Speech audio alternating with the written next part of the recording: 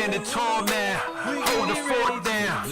This is showtime, more than sports now. But in crunch time, we rush like fourth down. I be taking wins, we don't mess with laws. I be taking wins, we don't mess with laws.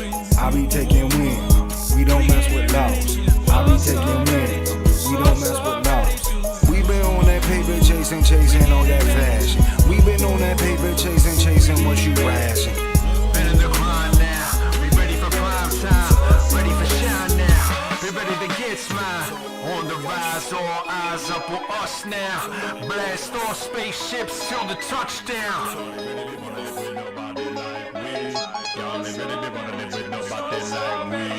Energy level on high, put that trouble on fire. Double it down, I'ma spit it around. Click, clack, boom, we the best in town. Energy level on high, put that trouble on fire. Double it down, I'ma spit it around. Click, clack, boom, we the best in town. I started off the lowest point in life, though. I started off the lowest point in life, though.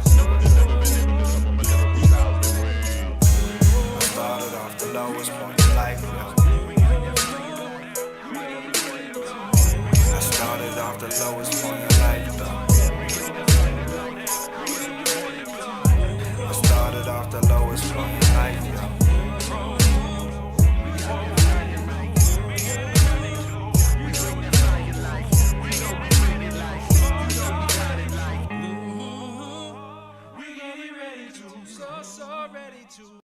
Oh, so ready to blow. Yo, what's good, y'all? Happy New Year. You know what I mean? For some of us, it's the first time reacquainting ourselves with the new year. So shout out to everybody out there. Hope you're enjoying a good new year. I got to put the mic closer because I sound like I'm a bit in a tunnel, but we're going to make it work. We're going to do what we have to do. Shouts to everybody out there. What up, Tree? You're going to be listening tonight while doing some work around the house. Let's put that up there. There's a few comments there, but that's the one that I want to put there. See, the ProQuo Show is the perfect show to do while you're doing work around the house. And I'll tell you why I know this, because I usually watch it on Saturday, sometimes Sunday, sometimes Monday when I'm really slipping. And I get some stuff done too around the house. So it's like, I'm just like you. So think about it. When you're watching the show back, I might be watching it with you. So it's like we're together twice. You know what I mean? Ooh, that's dope. I don't even know what that means, but it's yeah. So I'm supposed to invite my audience to connect their Facebook to Restream to show their name and profile picture. Send your viewers to chat.restream.io/FB. I got to remember that. So you know what? I'm going to do better than remember that. I'm going to put that in the message right here. Bam. Send it out there.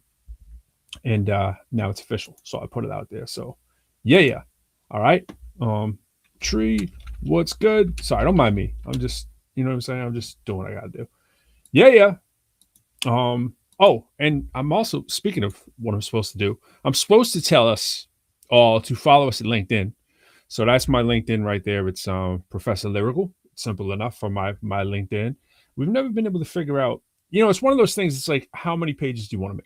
You know what I mean? And I definitely don't want to make like another social media page. So sticking with just my regular one. And speaking of which, my regular Twitter, we do have a ProQuo Twitter, but I honestly am slacking on looking at that.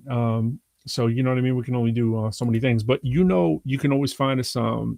Check out your friends at Hip Hop Citizen. See the little logo up there? Yeah, it's kind of hard to point to it. And yeah.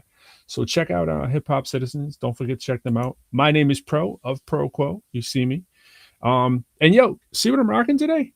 Look what I'm rocking. Look, I'm being very name brand today. So I'm rocking that because sometimes it's time to let you know the official and unofficial sponsor is Super Dry. Yes, I got some Super Dry for Christmas, and it is super dry. It's not super wet. It's very, very dry. I can confirm that it's very dry.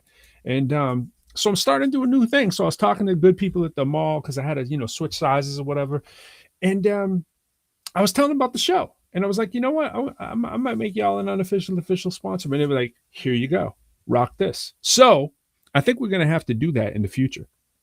I talk about it all the time. I used to do it with promotions a lot, on the ground promotions in Boston. It's like, if you're doing a show, if you're an artist, you should definitely rent out your space. You know what I mean? Like, let someone know that they got a shirt or whatever, toss you 50 bones or whatever, and you'll get up there and rock their shirt or whatever. And, but I'm just keeping it real simple right now. If I like the product, I'm just going to wear the product. You don't have to throw me anything. So if you got a shirt, you want to represent something, let me know while the getting is good. You know what I mean? We'll try to rock those for you.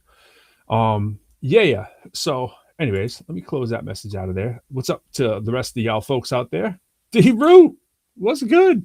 What's good? Good evening to you as well. Tree, I hope that oh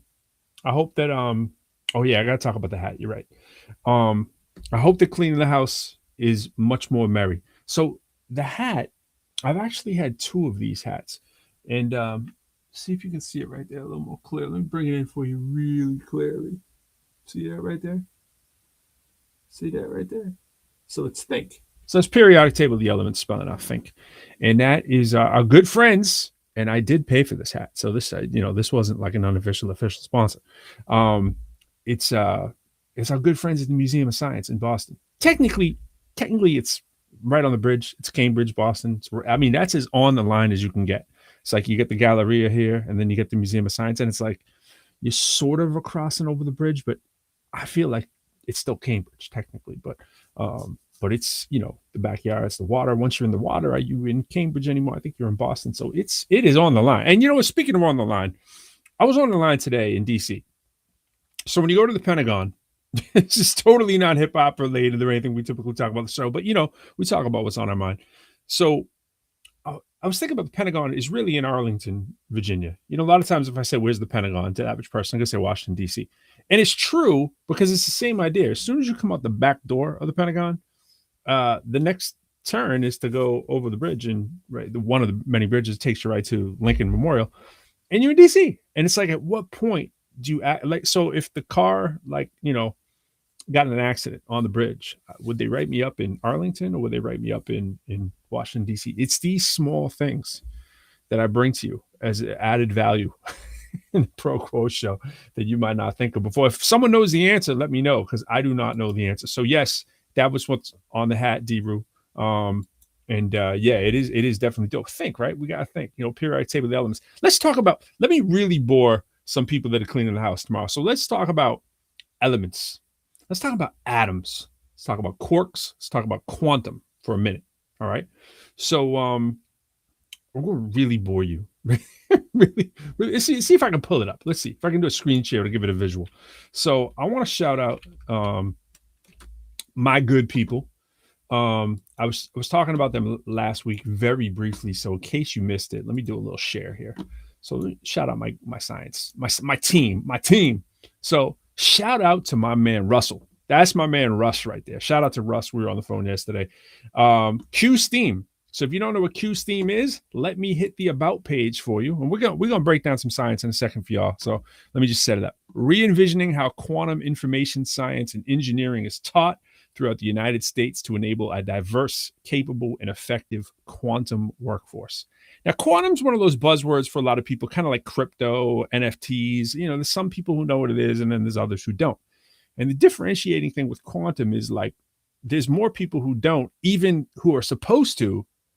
In other words, we effectively admit that there's a lot to quantum that we don't know. So it's one of those areas of science where there's a lot of stuff left to be determined. So that's what's exciting about quantum. So anyways, Q Steam, Convergent Undergraduate Education in Quantum Science, Technology, Engineering, Arts, and Mathematics initiative is developing a transformative and convergent undergrad curriculum to provide a national education model for the emerging field of quantum information science and engineering.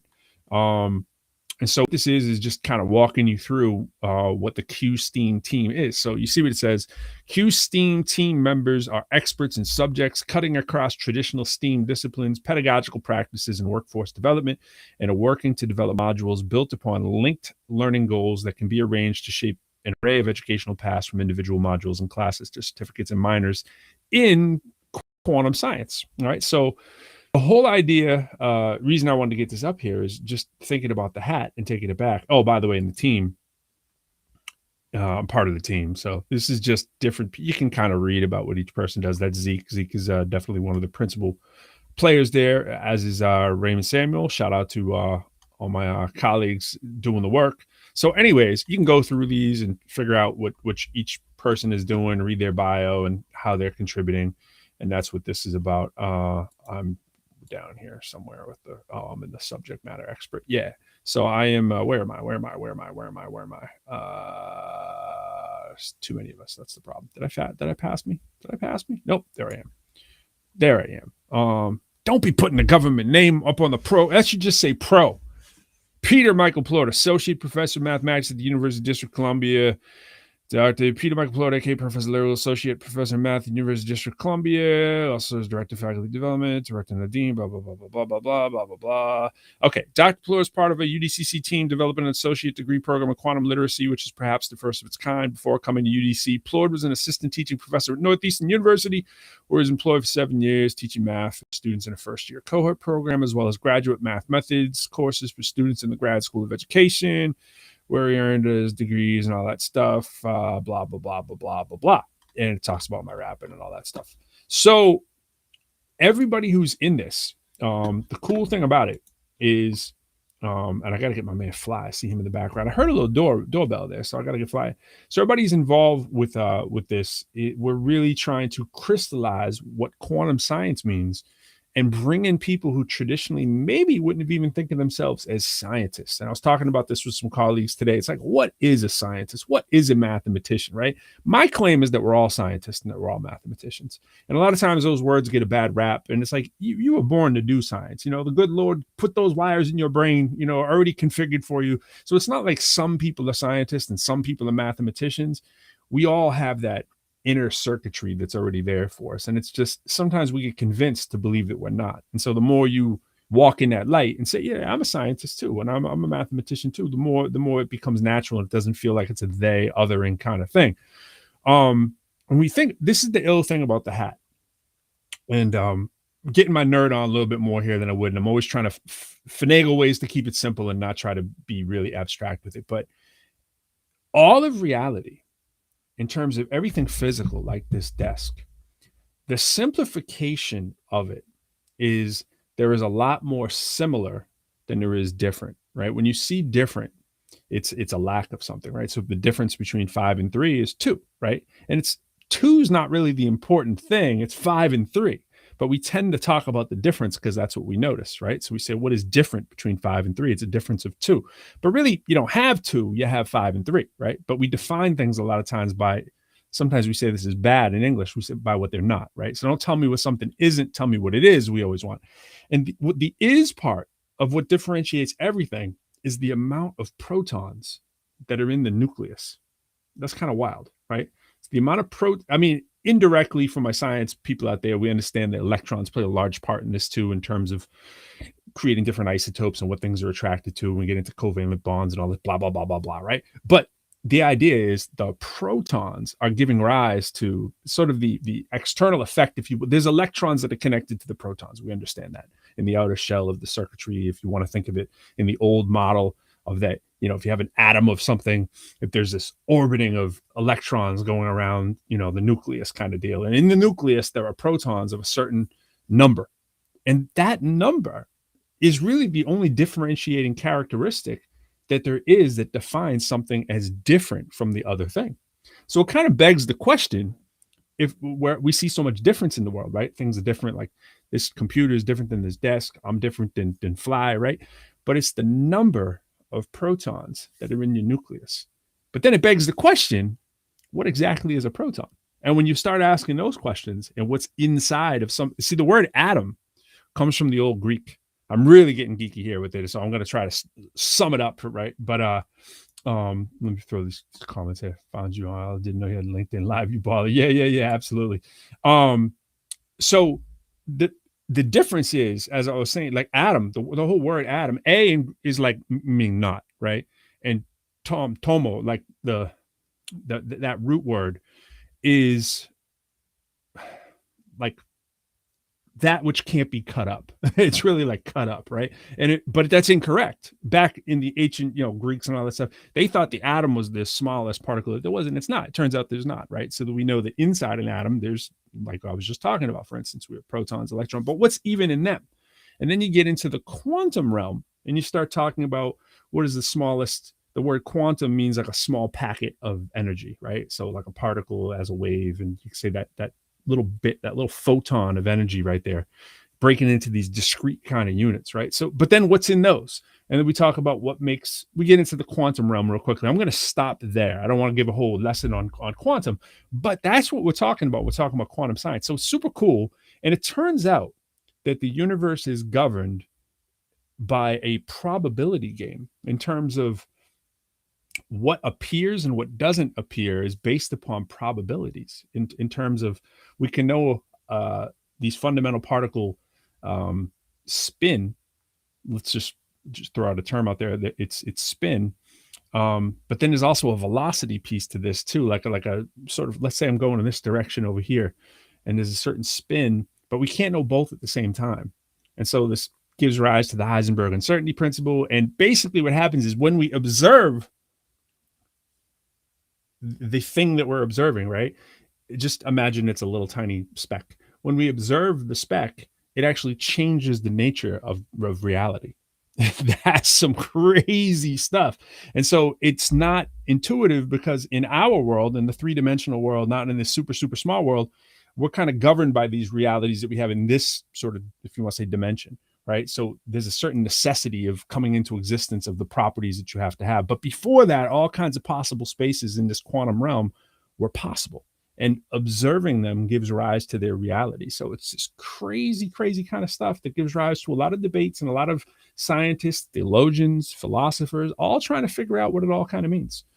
And depending upon your perspective, it will change your reality in terms of, or your mindset, I should say, in terms of what's behind this. And so we're all kind of playing that same game in quantum, but it has a lot of ramifications in cryptography, in protecting information and data transforms. And this is what we're talking about with quantum computing, I'm trying to talk about ones and zeros, basically yes or no, and knowing the quantum state at every single, imagine knowing the quantum state from A to Z and being able to replicate it with ones and zeros for an infinite amount of things, right? And that it can't be replicated and it can't be cheated. And so people in one place and in another place, just with one key, would be able to send encoded messages that can never be broken. So that's what quantum computers are trying to do, and the race to quantum supremacy, blah, blah, blah, blah, blah. I'm going way down the bunny trail, but that's what's going to change the world in terms of computing in the generation that we're in now. So just like we're talking about the metaverse is going to change things, so is quantum computing. And when quantum supremacy comes, that means when quantum computers can actually be faster and more efficient than the supercomputers that we have right now and then become cost effective, the whole world as we know it will change in ways that are way too hard to even get into right now because we don't have enough time. So someday maybe we'll do a whole show on that stuff. But hopefully you're raising people in your families and stuff to be inquisitive, keep find out the answers to these kind of things. And that's what we're doing in quantum science. And so that's just the geeky part of it, but the practical applications of the part that's going to change the world. And all that from you asking about the hat. See why I don't usually talk about this stuff? And I'm trying to say it as simple and non-goofy as I can. Sometimes I struggle with that because the goofy wants to win, wants to take on the race. So yeah, that's that. And I appreciate you for asking. So let's get into something. I got my man Fly in the background, and I gotta find out. What's up with Fly's week because Fly's been having the crazy week, and I can see that he doesn't have the Christmas tree in effect. So yeah, baby, let's talk about it. What's good, Fly? What's good, bro? Man, I'm sorry for all the science talk, man. I was man. I'm an eternal student, man. I'm always learning. Always absorbing information. I probably was not doing that justice because I did not plan on talking about it. And most people that talk on quantum are talking from notes and all this kind of stuff. And, because you can get tongue tied real quickly. And, but you can also get tongue tied when you try to make it too fancy. It's really, in some levels, it's so hard to talk about that no amount of preparation can help. And on other levels, it's pretty simple when you're trying to say the basics. And I find that to be true with most things, no matter how weird they are. When you try to keep them simple, usually you can bring in more people to understand it. So yeah, right, exactly. I mean, that's the key, man. Any approach of any amount of information that you want to share, man, you definitely want to make sure that you can. I gotta get under that logo. I'm a chef by trade, so I must say that you want to make it palatable, you know. Yes. Where it's easy to digest. And so, you know, that's the truth. If you want people to really understand it. Some things are, and to me, the only complexity in life is only exists in the things that we don't understand. That's right. So once we know it is no longer as complex and we can figure it out, and then once we translate it. It's funny you say that, because that's exactly the topic that I think, if we're lucky enough to have our special guest on tonight, he is going to delve into that exact topic of going from sort of information to knowing and what that process is like. And he'll tell you about the whole Z lines and everything like that. But I want to steal his thunder before he's up in here. But I got to make sure the tech is all set on that end, or it's just going to be you and I if I don't do it. But I'm looking forward to very connected guest to the ProQuo Show. Very connected to the Quo side of the ProQuo Show. So they will give it some hints there, some hints. Absolutely. But yeah. So how's the week, man? Man, the week's been, you know, it's been a grind, man. You still look fly as ever. So. Man, I appreciate that, brother. I appreciate that, man. I'm digging the hat, bro. I was definitely gonna ask about the hat. I actually really like the hat. You know, on a lot of different levels, bro. The hat's dope. You know, check out the back. Check out the back. Hold on. Yeah, I got to see the back. Oh. Museum of Science. Okay, Boston. That's what's up, bro. That's dope. Yeah, and so I have people hit me up and they'll be like, "Yo, that hat's fly! Like, who custom made that?" And I was like, "Museum of Science made that, baby." Bro, they came with it. They came with the heat on that one, bro. They couldn't have represented me any better. You know what I'm saying? They could not have represented me any better.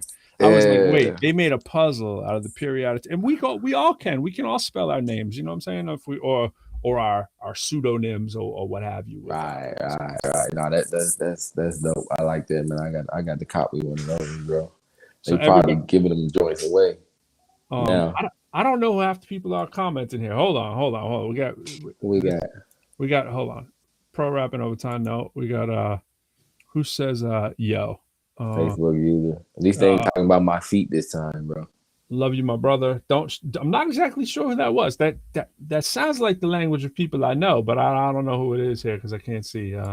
So it said anonymous Facebook user. Okay, all right.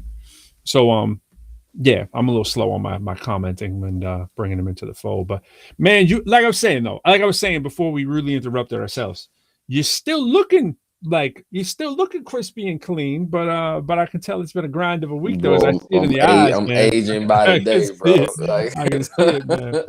I see the fatigue. All right, so talk to me, man. The new work has got you making that money for what they're not giving it to you for free. That's what you're saying. They're not just like, you know what, Fly, we like you. We like you, man. Want to bring you in and make it nice and cushy and comfortable for you, man. It's not that at all, bro. It's a lot of work. It's a lot of work, bro. Which if I can be transparent, I tend to be as transparent as possible. I was expecting it to be a lot of work. I can recall starting new businesses and starting new gigs. And that includes, starting businesses from the ground up. From the scratch. And so, right. I'm talking about from the paperwork to the floors being laid to paint on the wall. Like I've been a part of multiple endeavors like that, in my career. And so I know that, anything new, even if it's brand new. Shout out to Jonah. Actually, I'd rather start something brand new than be starting as a new part of something old. Because, when it's new, you just building up. But when you're walking into something that's already there, you got to tear down, then absolutely. And you know what I'm saying? And so that adds a level of complexity to it. And so that's kind of what the challenge mainly is, with the gig, man. There's a lot of people that's there. Unfortunately, it's not one of those situations where you can just start all the way over from scratch because, you still got operations to run. And so you have to figure out how to take what you have, salvage what you have, and try to create a new culture within that. So you fighting rejection from, people that are used to the status quo. Then you fighting rejection from people who can remember how things used to be and think they should always be that way because they're kind of comfy in what they're doing. And so even your good people are going to have, you know, a different mentality because let me translate. Well, you're coming in, you're wrecking shop. That's what it sounds like. There's a new sheriff in town, is what you're telling me, right? And people aren't yet adjusted. Is what you're trying to modestly say. Yeah, new sheriff in town. Some things gotta change. You don't want to be that dude, but you're that dude, is what you told me, right? I mean, in a nutshell. I understand where we are. You know, in Reader's Digest. We had to put in a Reader's Digest version.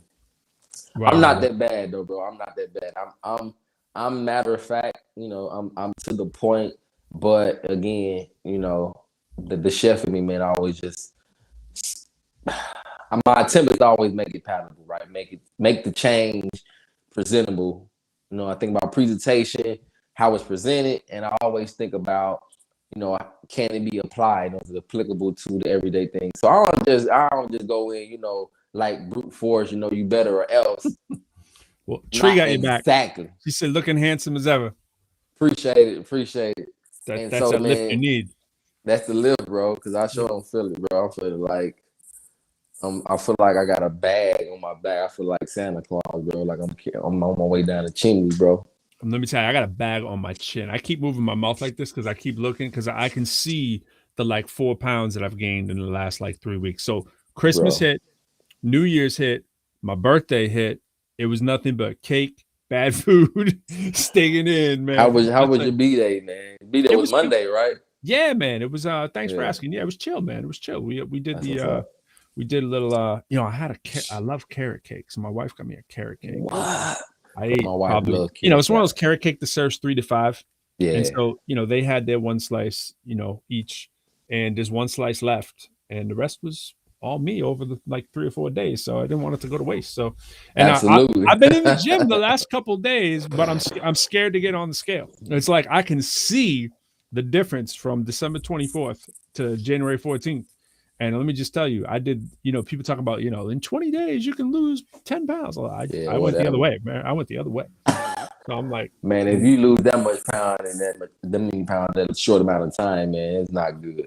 Yeah, no, I definitely added, I think I added probably about 4 pounds over that. Yeah. And I was going the other direction, and now I came back. So I feel that's like, you know, weight that's the other aging process, boy. That'll weights you down, of course, you know what I mean? And it's like, I was in the gym, and it still didn't feel, you know what I mean? I'm like, man, but I'll tell you what, I've carved out the time, you know what I'm saying, to make that commitment. So that's the magic word, bro. That's the magic word, bro. Yeah, absolutely. Carve out the time, bro, because that's work to get to that point, to, you know, generate that ambition to do something that you don't really want to do. I have no excuse. You need to do. I got no excuse. Like, this is the thing I heard. You know, I'm gonna put it up there. I'm gonna put it right now. So hold on. Let me put this comment up there. Bang. So for all y'all who don't know, Jack Silva is Quo's dad. We had him on a year ago, if you remember. We had him on talking about New Year's, right? And so I invited him to come through today, but while we were on Clubhouse, and he was like, yeah, I'll come through. But he thought I meant on Clubhouse. So he's like, yo, I don't get the camera set up and all that. I'm like, all right, you know, no problem. But if you want to come through, Jack, and you want to just talk, we can just, you know, put a little logo for you up there, man. You don't have you don't have to have a camera. Yeah, we don't have to see your mug. I mean, just look at Charlie. That's what he does every week when he comes through. You know what I'm saying? Charlie never be showing the face. But yeah, I'm just saying, like all that all this time of year, like I carved out the time, and you know, I'm on a we're back now. We're back in school, at least for the time being. And I'm on a Monday, Tuesday, you know, basically we do the 3-day, 2-day kind of thing. So I'm home, you know, like half the week, you know what I'm saying? And like working from home, it doesn't mean you don't work, but I'm saying I can be extremely flexible with my stuff. Right. You know what I'm saying? So I don't have to, the other big part of it is I don't have to do the commute, you know what I'm saying? And so my office also moved, as you know, I was saying, and so that threw on a little extra time, because it's actually a little further, maybe. Yeah, it actually works out. No, it's more. I misrepresented that. It's actually like, it's like only like 4 or 5, maybe 5.5 miles, actually, I think, in the other direction. But you know, in the morning, 5.5 miles, you know, that can like 20 minutes. You know what I'm saying? Yeah, exactly. Absolutely. And if you leave at the wrong time on the back end, so I was like, I was like adding an hour and a half on my day. So compared to so that extra hour and a half, that can be total, that can be gym time if you spend it right, or even just half of that. So my son, either my wife or I take him, we leave at 7:30. Basically that's kind of the rough schedule. One of us is always here, and then the other one stays, and then I come back and then get ready for the gym, or she gets ready for the gym, or sometimes we both go together or whatever. And it's just like, there's time, you know what I'm saying? If we make it work, there's time to do that. And you can always get up earlier. She does. I don't really do that. She's earlier bird than me. She'll get up earlier sometimes, and you can make it happen. And but anyways, I got the schedule kind of working, so I got no excuses. So I'm gonna hold myself to it by a show like this. I'm gonna come back in March and be like, what did I say in January, man? I got no excuses. I better not have that. You see that triple chin coming back in, you know what I'm saying? Like, where we're going. And same for you, bro. If I see them sleepy eyes, man, I'm gonna be like, yo, what's happening to the self-care, man? What's happening to the maintenance, man? We got. Bro, you motivating me right now, bro. I'm just gonna keep it real with you, man, because man, I probably gained maybe 20 pounds or so over the last couple of years, and I keep telling myself I'm gonna get in the gym. And I don't have time, but I could make the time. I could make the time. My commute, as far as work is concerned, man, it's probably about 50 minutes total, as far as going and coming or whatnot. And so for my work days are minimum 9.5 hours. Minimum. Wow. See, I don't know how you see. I mean, whatever, I do all these like interviews and talks and whatever. People are like, how do you make the time? I'm thinking of you constantly. I'm like, you got my son times 5.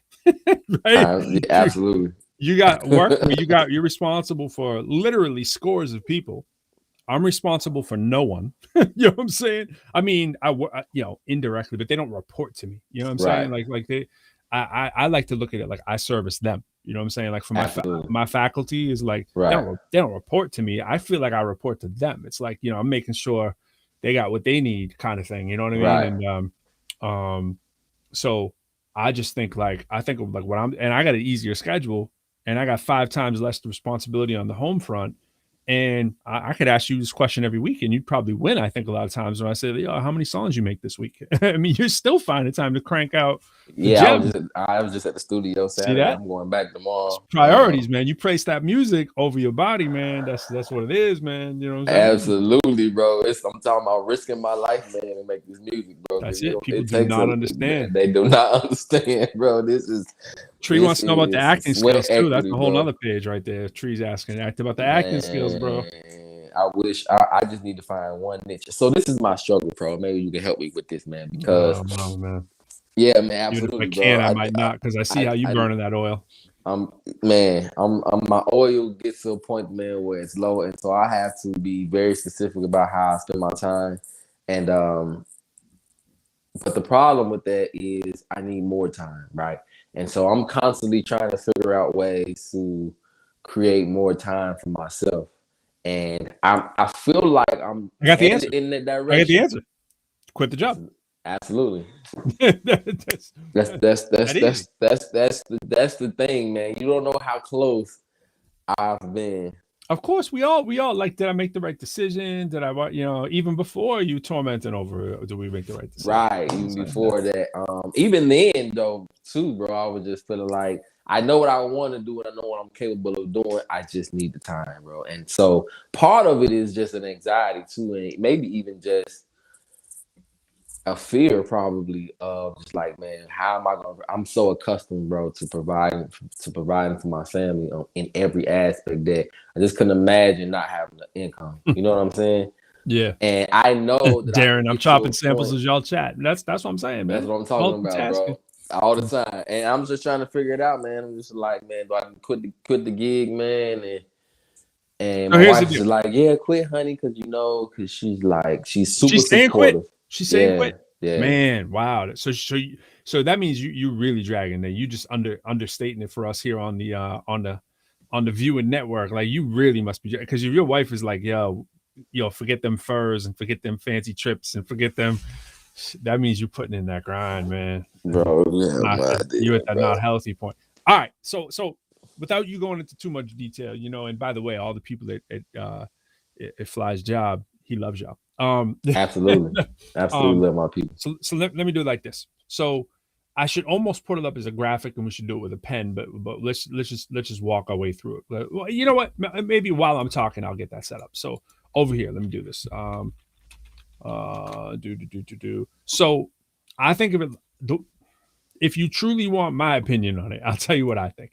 So you may have heard me say before that when I was in groups, shout out to Invasion. When I was in groups, XCal, Invasion, whatever, the thing that's always frustrating for the person who has a lot of energy, like myself, will be that you're always willing to do whatever it takes, right? And it's like you're on your own schedule.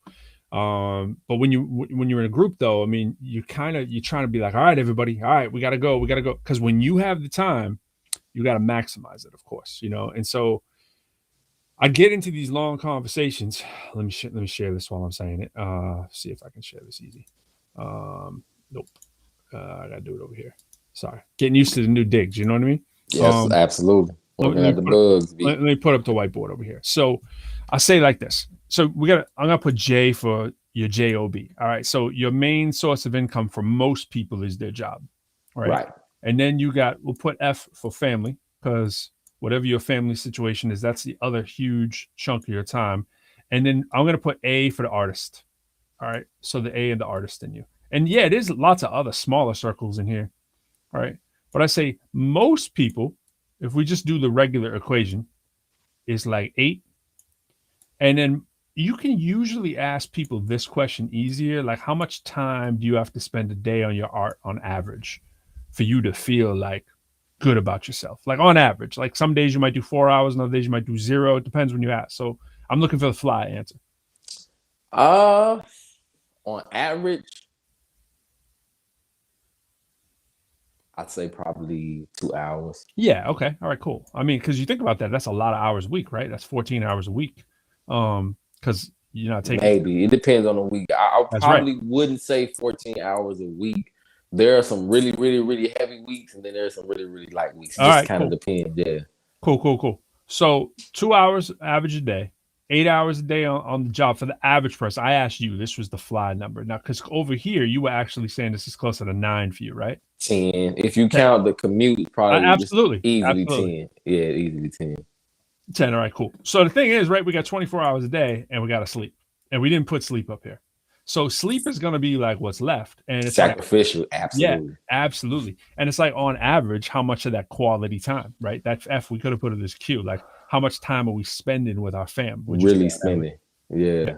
I mean, I know the weekends bring that average up, but what would you say on an average day of like FaceTime, human FaceTime with the fam? Probably 2 hours. Yeah. I mean, it's because, where else is the time, right?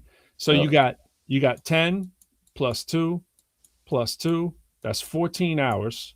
And that leaves a grand total of 10 hours when we subtract these for, like, let's say but that's everything. That includes you going to the store. You know what I'm saying? This includes you sleeping. So most, adults, we say for children, the ideal amount of sleep time is that, you ask the average person, they give you the wrong answer. It's 9 to 11 hours for kids.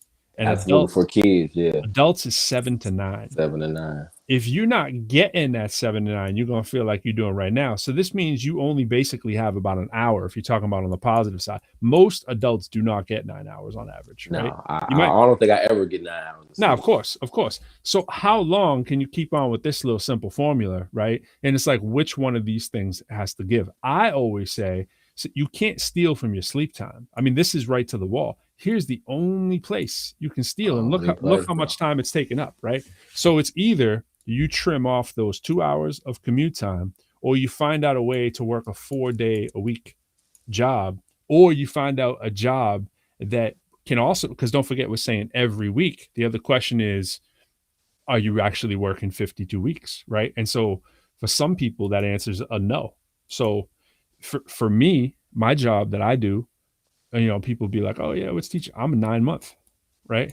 I'm contractually this way. I'm right here. So I am May 15th is my last day contractually to August 15th. I don't work. So in my equation, already off the top, I got 3 months out of 12. You know what I'm saying? Absolutely. Like so the 3 months that 3 plus 3 plus 3. Bro, I'm going back to school to be a teacher, bro. Yes, man. So this is what I'm working and this is what I'm not. But I'm paid for this. So I'm paid on a 9-month faculty schedule. You know what I'm saying? So let's say the average salary for a 9-month faculty professor is about $100,000, let's say. And it's less in some places, it's less at some schools, but on average, it's probably pretty close to that. So it's $100,000, but you paid for the 9 months. So if you do the math, right, just take a third of this, and that's what you're leaving on the table. So, 33,000. A faculty member who's making 100,000 is really making 133,000. So you got like 33K that you might want to make up somewhere compared to your 12-month counterparts. You know what I'm saying? If you're working on it. So that's what you leaving on the table. And I would say most people watching this or thinking about this would be like, damn, 133, that's good. Not everybody. Some people making 233, 500,000, a million, whatever they make. We don't know everybody's circumstance, but we sure know that this is way higher than average. Now, don't get me wrong. There are plenty of college professors, certain parts of the country are making 50 grand a year. Some people are making 70, 80, whatever. My institution, I would say the average faculty member is not quite making that either. You got to take into account full professors, associate, assistant, lecturer, whatever the title is. I'm just using my industry as an example. But you need to do this math for yourself, this basic arithmetic, and say, okay, maybe it's not teaching, but is there a way that you can actually have a job that has benefits that can pay for you for a less amount of time? So that my honest number for the average amount of hours that I work a week is probably a lot closer to 6 on the average day, because of the fact I'm not working for those other 3 months. You know what I mean? So it's like I might, I could probably argue it's closer to 5. You know what I'm saying? So this isn't like hero ball. This is me saying, on my end, it's that I've just found a way to maximize my efficiency. Absolutely. People go, how do you find time to write a million rhymes? Well, think about and not to mention during COVID, we have a lot of us are working from home, you know what I'm saying, for some percentage of our day. And so it gets us thinking about these conversations of what do I do? We always think about down the line. I'll shut up in a second here, but just land this thought. We always think about, if I can just get to this point, then I'll be free. If I can get not if you don't change the circumstance, and you can't for a long amount of time, you can't keep sucking it from your sleep, or it's going to affect you physically, then it affects your art, then it affects you short with your family members. You lose your temper, people, friends, we're frustrated. And we blame it everybody but ourselves because we haven't worked on that equation to free yourself from, you know what I mean? So it's like, I say to people, I don't do the old do-gooder, like I'm such a great human. Like I started teaching because I wanted to save the babies.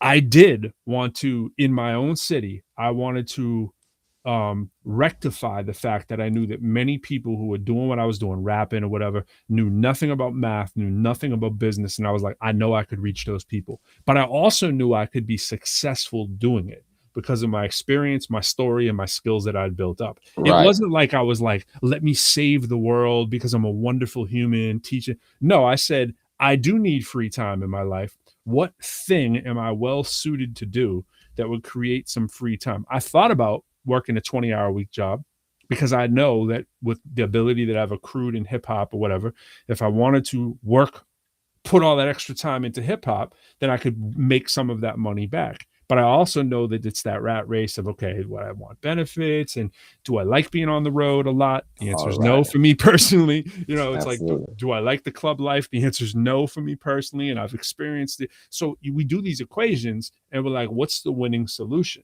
So the winning solution for me was I have to do everything I possibly can to get a master's and a doctorate, or I will never be free.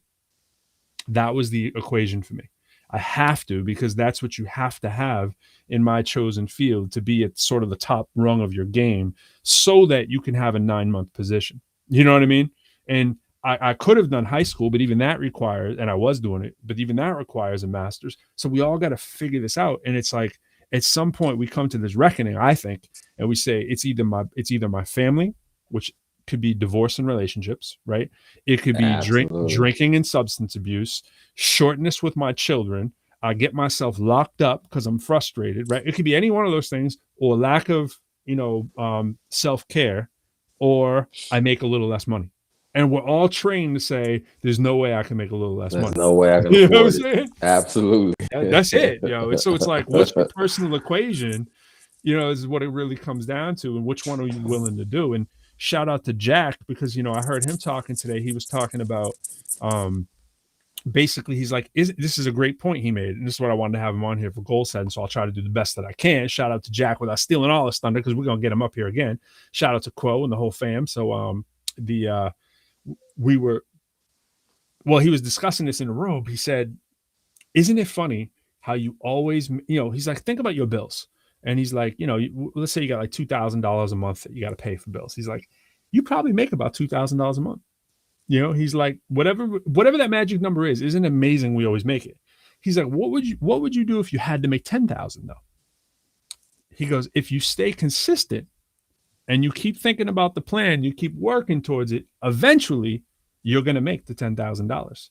And he's like, so that fear of doing that holds back some of us, and the fact that we don't have the dedication and discipline to just show up, Right, and to actually put in the work, be consistent, and do something. We all want the miracle quick thing, and we're like, 5 minutes, boom. And it's like, I say it all the time with us, and you're similar to me. You're a little younger than me, but it's like, I've been rapping 30 years, bro. And it's like, you know what I'm saying? It's like you do something for a long amount of time, you're gonna figure out a formula that works for you. So I made 2 songs last night. 2 songs I made last night, and was working on the third. They're not done, but they sound pretty good, and I got the idea, so now I can put them on the shelf and go work on these other 7 that I know that I have to get done, right? Right, that you've been working on and need to get done. But yesterday I don't have that kind of time, because yesterday I'm working, you know what I'm saying? But it's like, okay, now I get to the weekend, and as soon as something opens up on the weekend, I might have 3 or 4 hours here. It might be, Monday's a holiday. You know what I'm saying? It's like you start thinking about,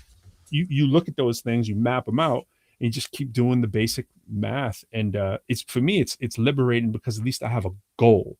Like, and that's the other thing Jack was talking about, like setting goals and making goals. And, when you see the progress, it's motivating. But if we don't have the goal, then we can feel like we're just spinning our wheels. And the question comes, what's the fly goal? That becomes the question. What's the fly goal? Especially for me, in particular, man, I'm definitely family oriented. So my desire to be as close to my family as possible is my ultimate goal, right? When it comes to, like my family life, just considering the variables in the equation as it relates to my family life, I want to always be tangible and accessible to them. So as my personal goal, as an individual, when it relates to what I would like to do, as a profession or as a career path, is definitely music. But I don't want to be famous. And my desire again starts to cross with each other, where I don't want to always be on the road. I don't want to always be gone. I want to be at home, with my family, or either I want to be home and going like back and forth from time to time, or I want to take my family with me, when I go. So one of the two. But my family is as equally as much as a part of my goals as what I want to do. I want to do things with my family. I want to be able to, when they got questions or concerns, or they need me, I want to be right there with them. And so to me, that's probably the most important thing. What I feel. Oh, let me shout out real quickly too. There. Shout out to D Rube, by the way. He's an ill producer. Yeah, actually, he's just an ill human. He wrote this is real connected to what we're saying here. My health severely suffered by putting work first for a majority of my life. Now I've been looking for space to create in every day. Giving myself permission to do this has only helped my healing process, especially coming out of surgery. Hopefully my last. Yo, man, shout out to you, Darren, man. That's crazy. Yo, we got to get you up on here, man. I didn't forget about you. We got to hear absolutely your music, that's major, bro. He makes nice stuff. But yeah, absolutely. I mean, we all go through it, man. Man, that's the vicious cycle, man. That's the machine, bro. That's the machine. Tree put this too. The brain can't make the chemical it needs to clean the plaque in the brain without 6 hours sleep. Yep.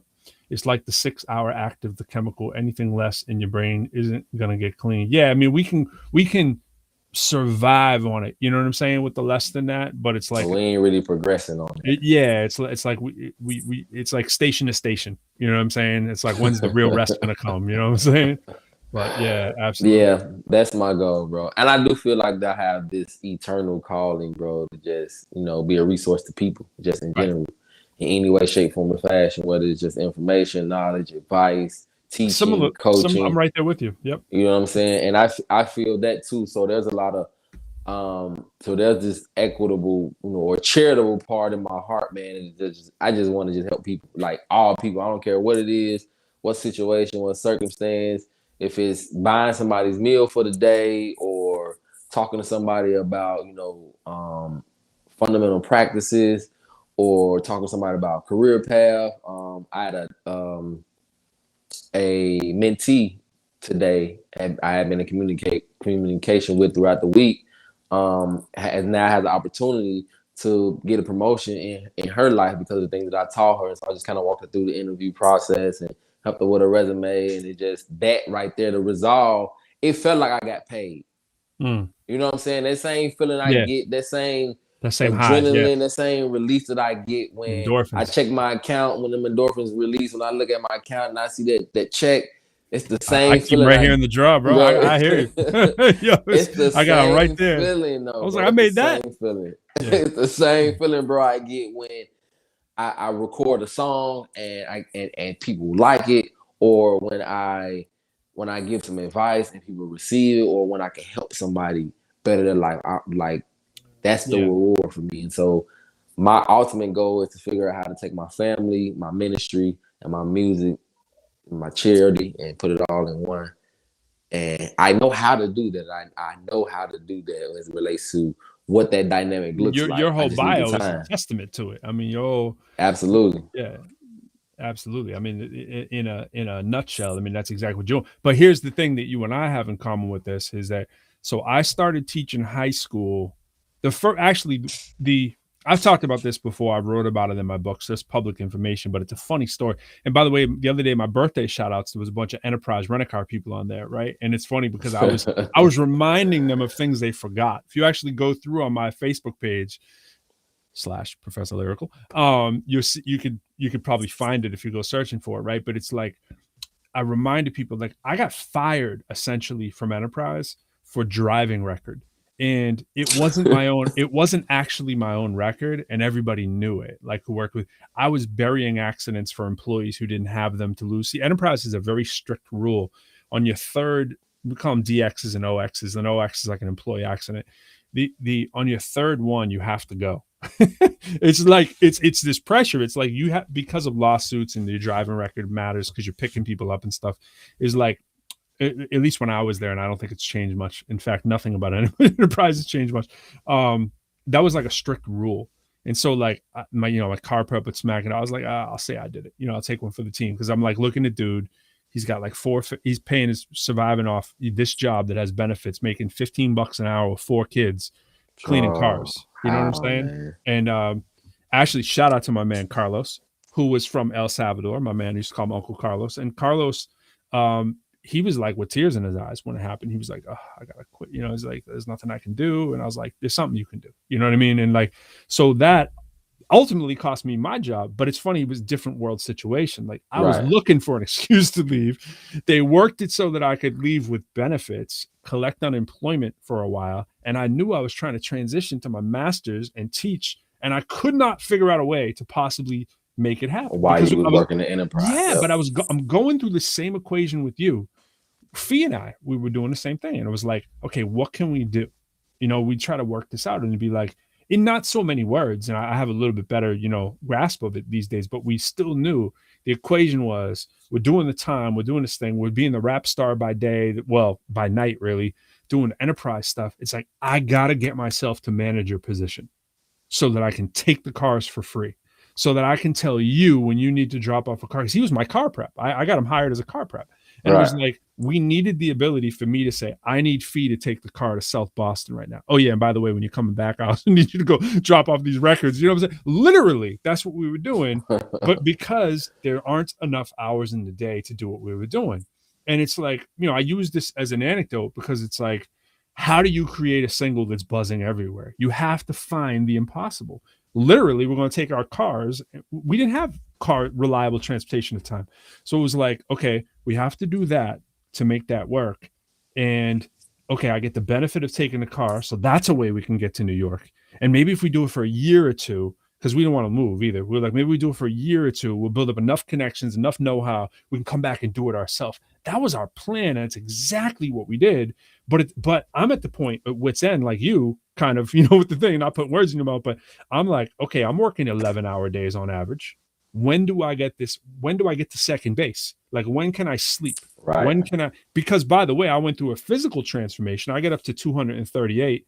And when I got my own place, the fee was living there with me. I hit the gym every single day, and I got down to 187, and I was like as chiseled as ever. I started dunking like on a like we go back in the basketball court. People like, yo, I remember this one dude was like, did you go to Ethiopia or something? I went from like 238 to 187. I was in the gym every single day. I'm like, I gotta look the part. I'm in now. I'm dunking on the court.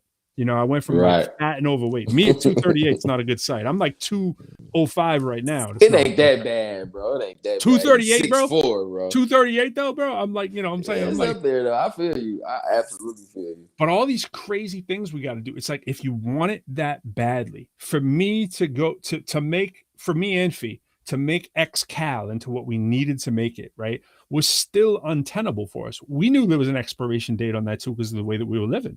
And I was living even more crazy, I think, than probably Fee was, because I was the manager doing this stuff and going every day. Plus, I had an incredibly toxic relationship. My girlfriend at the time was going through, I mean, dealing with murder cases, drug cases. Our house was raided by FBI. It was like all kinds of everything you could imagine was going on in her life. You know what I'm saying? And that was affecting me. And then I moved to Cambridge, but then I'm teaching.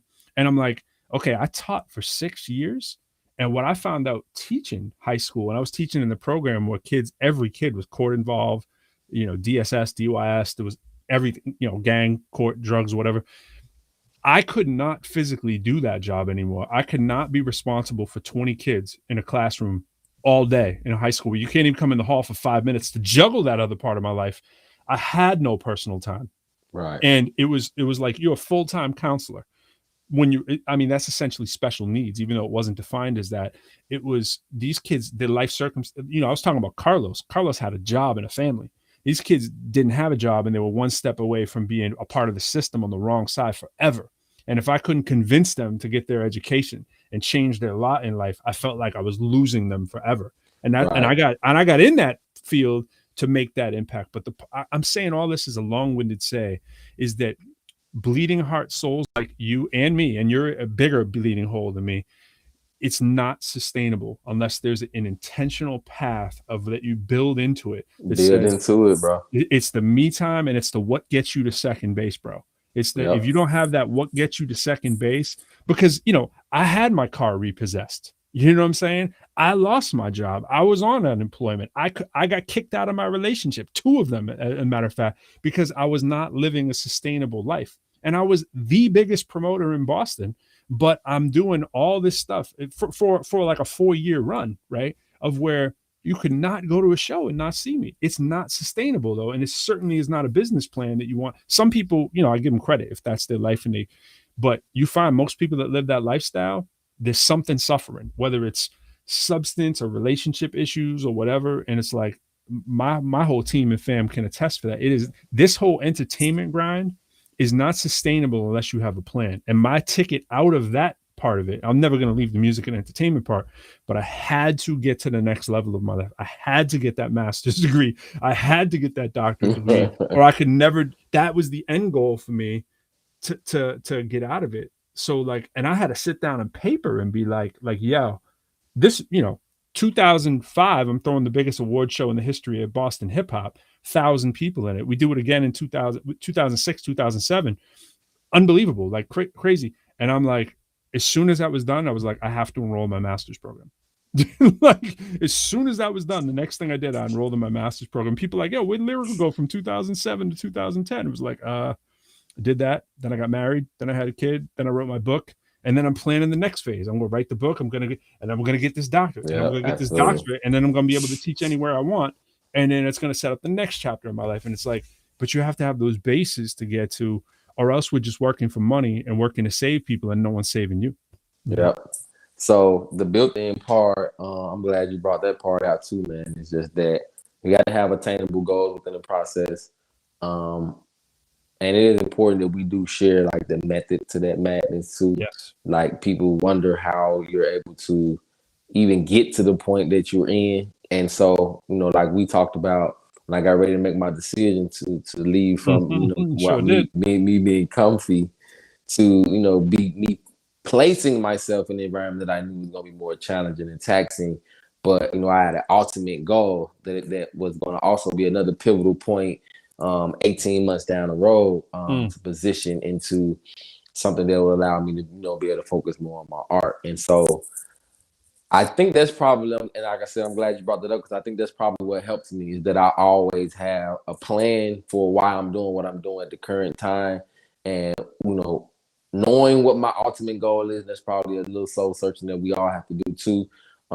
Me knowing what my purpose is in life and understanding it and how to, you know, convey it gives me motivation, as well as knowing, you know, what my plan is in the next 18 months. Like, I know that this is for that, so to speak, and none of it feels pointless.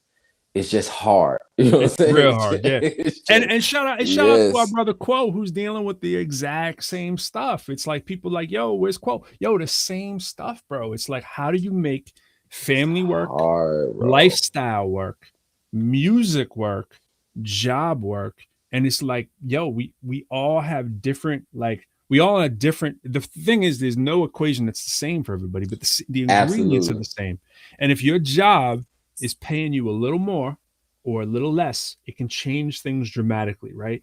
And then it becomes like, okay, how do I maximize that job? And if you can't, at some point, you have to either find a substitute or something else has to go. And it's, you know, you might be able to do it. You might even be able to do a plan that says, okay, I'm going to forego as much sleep as I'd like to for this short amount of time. There's nothing wrong with that. If you say, okay, I'm going to do a 6-hour sleep, the next day is like 8, I'm going to do 4, and then I'm going to do 6, and then I'm going to get 8. But you can't do, and I'm the same way, you can't do 3, 3, 3, 3, 3. I mean, you can't do that. It's like something's going to give, and it's going to be something bad. Something terrible, bro. Exhaustion is real. The mental fatigue is way worse than physical fatigue, bro. Yeah. And so, man, I decompress though, man. Like I'm deliberate too about, you know, and especially in the past with professions that I had, man, I cannot remember ever having an easy job. Like, I've been a salary manager my entire adult life, right? And so I went through that phase where I was just so devoted to the business itself that I was in complete negligence of myself. And so once I experienced that for a couple of years, I realized, like, all right, okay, this can't stay this way. So I made a move. I actually branched off and took a 60% pay cut, bro, just to. That's a big number. Yeah, I was like 20, maybe 23 or so, to start a restaurant on my own. But I knew that was an experience that I needed to have. Yeah, right. You know, I knew it was a sacrifice, like you said, constantly just being aware all the time that, okay, I see this is not going anywhere. Something has to happen. And I can't take it from my already shortened time with sleep and family and quality and stuff like that. Now, mind you, for almost 8 years, bro, I didn't do music at all. You know, because of that, because I was just so devoted to my job and just like feeling guilty about everything else. And I was probably, at that time, in church maybe 6 to 8 hours a week, in addition to the 50 hours I was working. And, you know, so it's been enough time. And then one phase in my life between maybe 2015, maybe for a year and a half, I just couldn't sustain the point where I was working 120-hour weeks, bro. And I was just coming home to visit. You talking about 4 or 5 hours of sleep, bro, like night after night for weeks at a time. I had a plan then. I was just like, you know what? So my wife, I said, listen, you just, you know, you stay at home. Don't worry about working. I'll cover the bills. I'll hold the house down. You go back to school. And so she went to nursing school. And so I know you told me about this. Yeah. And so to your point, bro, like, it's so vital that if you're in that machine, that you have to have an end game and a plan do. to pivot or to change your That pivot's circumstances. huge. I knew that the money I was making then, that once she got done with school, I didn't have to have that kind of job. I could easily take a job that was less stressful. And fortunately, man, I was blessed enough to not have to take a pay cut when I made my transition. But and the job was way easier. It was way more time. I wasn't at work on holidays. I wasn't working on weekends. Right. And so I'm still on the decline. I'm not where I need to be even at this point. But coming from where I started and thinking to myself, man, I know I want to do music. I know I want to do ministry. I know I want to do it with my family. I want to do my music and my ministry with my family as well. And I just want to be, do stuff with my family. And so my son shoots my videos. And this is the other way I spend time with him too. So you start to try to be creative. Like I got a son that loves video games. And so I play the video games with him. I got two sons that play football. So, one of the things that I do to decompress is that I watch football, but they like football too. So come and let daddy teach you something. We're going to kind of spend some time together watching football. And like I said, I got a son that is into editing videos and all that. So whenever I do a video, I make sure he's involved in it. So you had to be just creative to increase that quality time. Then I let him edit the videos. And even if it's not even what I really want, it's a way for me to interact with him while still accomplishing something that I know I need to accomplish. And that's how I've kind of created this madhouse, man. And then still got the plan, bro. Like I got the pivot to get to another place in the next 18 months where I could focus less on my professional career as it relates to what I do as a trade and be able to center that attention and energy. Me and my wife just had the conversation again. She's like, I'm going back to school. And I'm like, yes, because the more degrees you make, the more money you make, the less money I can make, and the more free time I get. Part of the plan too, bro. That's all part of the teamwork plan, makes the dream work, baby. Absolutely, bro. And she down too. That's why I love it, bro. So the dynamic too. So yeah, I guess kind of talk about that part too, man. Just we talk about us as individuals, but there are tandems or there are scenarios where depending on the contribution that you have with the person that you're, in companionship with could also add to that or help with that whole process. And I know for my situation, my wife, that drastically helps me alleviate some of the stress and the pressure of my workload, even the financial part. Yeah, I mean, absolutely. I mean, I think that's not just boyfriend, girlfriend, wife, spouse. That's every relationship that we take every relationship. On, whether it's employer or just clubs and things that we do with our extra time. You really do have to do some. I hate to turn it into all math, but I mean at the most basic level, there has to be. We say the best deals are the deals where both sides win, right? And it's like. I kid all the time. I'm only half kidding. I talk about like I caught my wife in a moment of weakness, right? Like I overachieved, with my wife. But it's like you don't want that to be a ha funny. Like you do have to at some point like pull up the slack, for the other person because they're not gonna, we're proud men all the time. We're not going to say all the time when we're hurting or going through it or whatever. It's just how we're trained.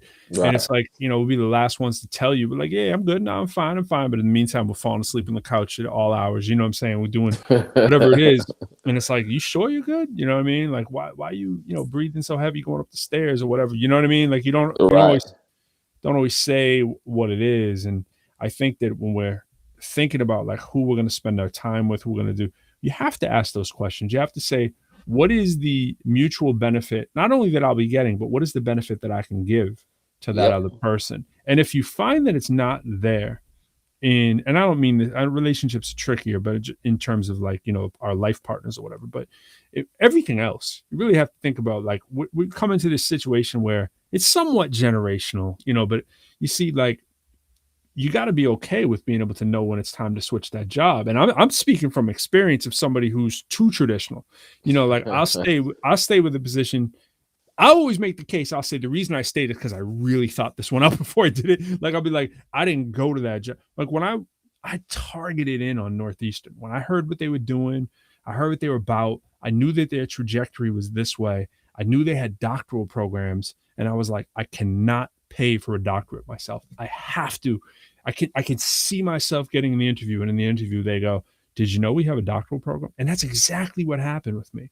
And so I saved, $40,000 to $50,000 because they went, hey, you know, if we're going to need you to, you know, enroll in one of our doctoral programs if you get in. And I was like, okay, like that was the dream. You know what I'm saying? And like, there's no, you have to be that planning. You have to be like, when I get on, I say this, you know, shout out to Jack again. Jack is the one who prompted me to get on Clubhouse. I literally said when I went on Clubhouse, I said, my goal to go on is to find people that know what they're doing with placement, because I see the pathway for myself. I say, what is everything that I do competitively? I could quit my job and just do music placement because I understand the formula. I know the people that I need to make relationships with, and it's a talent that I have that actually could generate income. And now I understand how it works via a lot of the stuff. I mean, I've been sort of training myself on the backside of that, teaching the courses literally, but not, you don't know it till you do it kind of thing. So and like, do it, absolutely. Yeah. And it's like, it's confirmed what I already knew, you know, is that like, I'm not a bad person. I know a lot of the people in the industry anyways. If they hear me and they know what I can do, they're going to want to hire me to write their song. And it's what happens. You know what I'm saying? And it's like, that to me is a tangible way out because it's something you can do in your own time. It pays a lot of money, way more than most people understand. You know, not all those gigs, but it's leading towards that. And it's like, if I can clear out 10 hours a week for myself, in 10 hours, I can probably work on 4 songs and have them pretty close to done. Like last night I did a demo track for a producer that I'm working this track with. And he was like, yeah, let me send it to you. And I was like, oh, you only sent me the 1 minute and 50-second version. I really wanted the 2 minute and 50-second version. And you're like, oh yeah, cool. We'll break that down. I was like, well, let me give you how I envision this, you know? And I knew I had a 1 hour window, and I was like, in 1 hour, I can do the singing hook. I can do the sub-second singing hook, and I can do a little bit of the rap part, even though the beat's going to end too soon, and you can get the idea. Now they get the idea, and they're like, yo, okay, here's the whole beat, you know, go to work. So now we all know the path. Anything I got to correct, I can listen to. I let my son hear it. I let my wife hear it. I listen to it. I'm listening all day long. I got it in my head, and I'm like, that hook is ridiculous. Now I just need to tweak it, and that's a pathway. And I can also see that this could be a sync song, and it could also be a single. That's the win-win, right? It's like, but that's planning. And that's sitting down and saying, yo, what is I've invested my time on Clubhouse, figured that out, kind of, you know, met some amazing people, but it's not luck. And unlike you, the difference of me, I don't believe that that's divine intervention. The divine intervention is I'm here. That's the divine part, right? Like that we exist is I attribute absolutely. That. Oh, we definitely got to put the work in. Yeah, okay, that's what and that's what we do agree. It's like I'm like I don't believe there's someone sitting on my shoulder and go, do this, do that, do this. I believe there's someone who got me to the point where I can say, do this, do that, do this. You know what I'm saying? And following the general principles of that I think are good things to do as a good human, which we can say God or morals and all that kind of stuff, have got me to that understanding. I just, you know, I see too much out there where people leave it to the wind. And they're like, oh, if I just do whatever. No, okay, you and I don't believe in the same God then, because if you just think you're gonna fart in the wind and it's gonna find you because you're a good person, nah, bro, God ain't stupid, and so God ain't making you. We don't want you to be stupid either. Maybe I'm not being as eloquent with it, but it's like, you know what I'm saying? I'm like, and oh man, and I'm like, yo, give yourself some credit that you've been born with the wiring, like I was saying earlier, to make good decisions. Don't be like, God's going to guide me. No, I know too many people that are dead who have said God's going to guide me. But God gave you the brain to guide yourself, and you didn't guide yourself. You made dumb decisions. And you repeatedly made dumb decisions, and now your gene pool has been eliminated. Sorry. That's the reality. You know bro. I actually got into a debate. I don't want to say debate because I use that word too, and I know. To a discussion. I actually got into a discussion with someone, and so what I was essentially trying to convey was that, you know, oftentimes, because here's my stance. Like as spiritually minded as I am, I'm probably equally realistic in my approach too. So like I'm kind of like where most people think I really am and how you are, right? So I believe that there's I hear you a lot of time because you sound very close. I always like to add the drama and be like, here's where we're different. I mean, again, as I was saying earlier, we a lot more similar than different in those. And so my formulation is that I do believe in God. I do believe in timing. I do believe in sequence, but I also believe that these things are set, and the responsibility is on us to work to those positions and to those places and to those ideas. And so what I was essentially trying to convey was that, listen, most of us, we sit back and we are essentially running away from the thing that we're hoping for, right? Right. Very and well so and I'm gonna hashtag that one. Hold on. right, we're running from the thing that we're hoping for. And so when we do that because we're sinning. Let's say, in religious terms, let's say we're praying for a change in our lives, right? There it is. And so this is the blend that I have. This is how I think regularly, and my spirituality is blended with reality and just common sense, right? Preach. And so I'm thinking to myself, is just like, all right, you want something to happen, you want that change to happen, and you want to be blessed, so to speak. But you spend most of your time combating the thing that puts you in a position to receive. Mm-hmm. And so, and discomfort often comes disguised as an enemy, but it's really your teacher. Mm-hmm. And I feel like that about adversity. But there's work that still has to be done. And anybody that even from a very religious point of view, if you really take the time to read the scriptures, there are scriptures in the Bible that will specifically say faith without works is dead. Right. In other words, God is saying, like, it's not enough to just believe, right? There's some action that has to be taken on your behalf in order to get it. So even just people that gets caught up in the spirit. Yeah, you can't eat Cheetos on the couch and believe you're going to get huge. You feel what I'm saying? Yeah. And so you have to work towards those things. I believe I'm going to be cut and ripped. Right. And eating, Cheetos on the couch all day. You got the exercise, bro. Yeah, man. And you can't violate the laws of physics. Or like you said, and that's the other part of it too. Like, and so even just the whole idea of karma, but even in quantum and in quantums and things like that, there is theoretically the idea that synergy or energy is never lost and things like that. So things come out and they come back. Mm-hmm. Right. And so like sometimes we can be like connected to people that we never met or seen because of the vibrations or the synergy, like stuff that we felt in a crowd when we were performing. Like I could feel the energy of the person in the back of the room. I know he's into the concert. And so that easily can be interpreted into a religious concept as well of faith or believing. And, in a natural term, we may call it karma or whatever, faith and in the agricultural world, they may call it sowing and reaping, but you got to work to put something in the ground. And so oftentimes our blessings and the things that we want in our life, man, may become in a form of discomfort. Like you said, the grind that you had to put in to get to the point that you want to be to get your doctorate degree wasn't easy, right? Nobody just handed it to you. You had to formulate a plan, and you had to work through that plan to get to where you wanted to be. It didn't just show up. And I don't recommend it for everyone, by the way. Absolutely.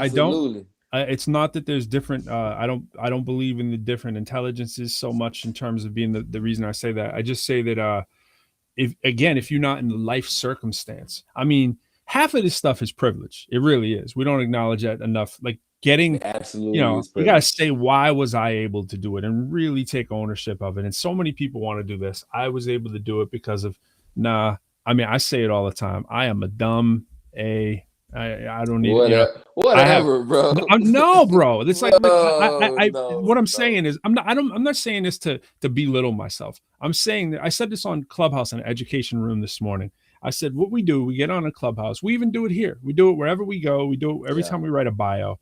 What we do is we talk about the 5 things we do best in the world, and we lead with that because we want to position ourselves well, right?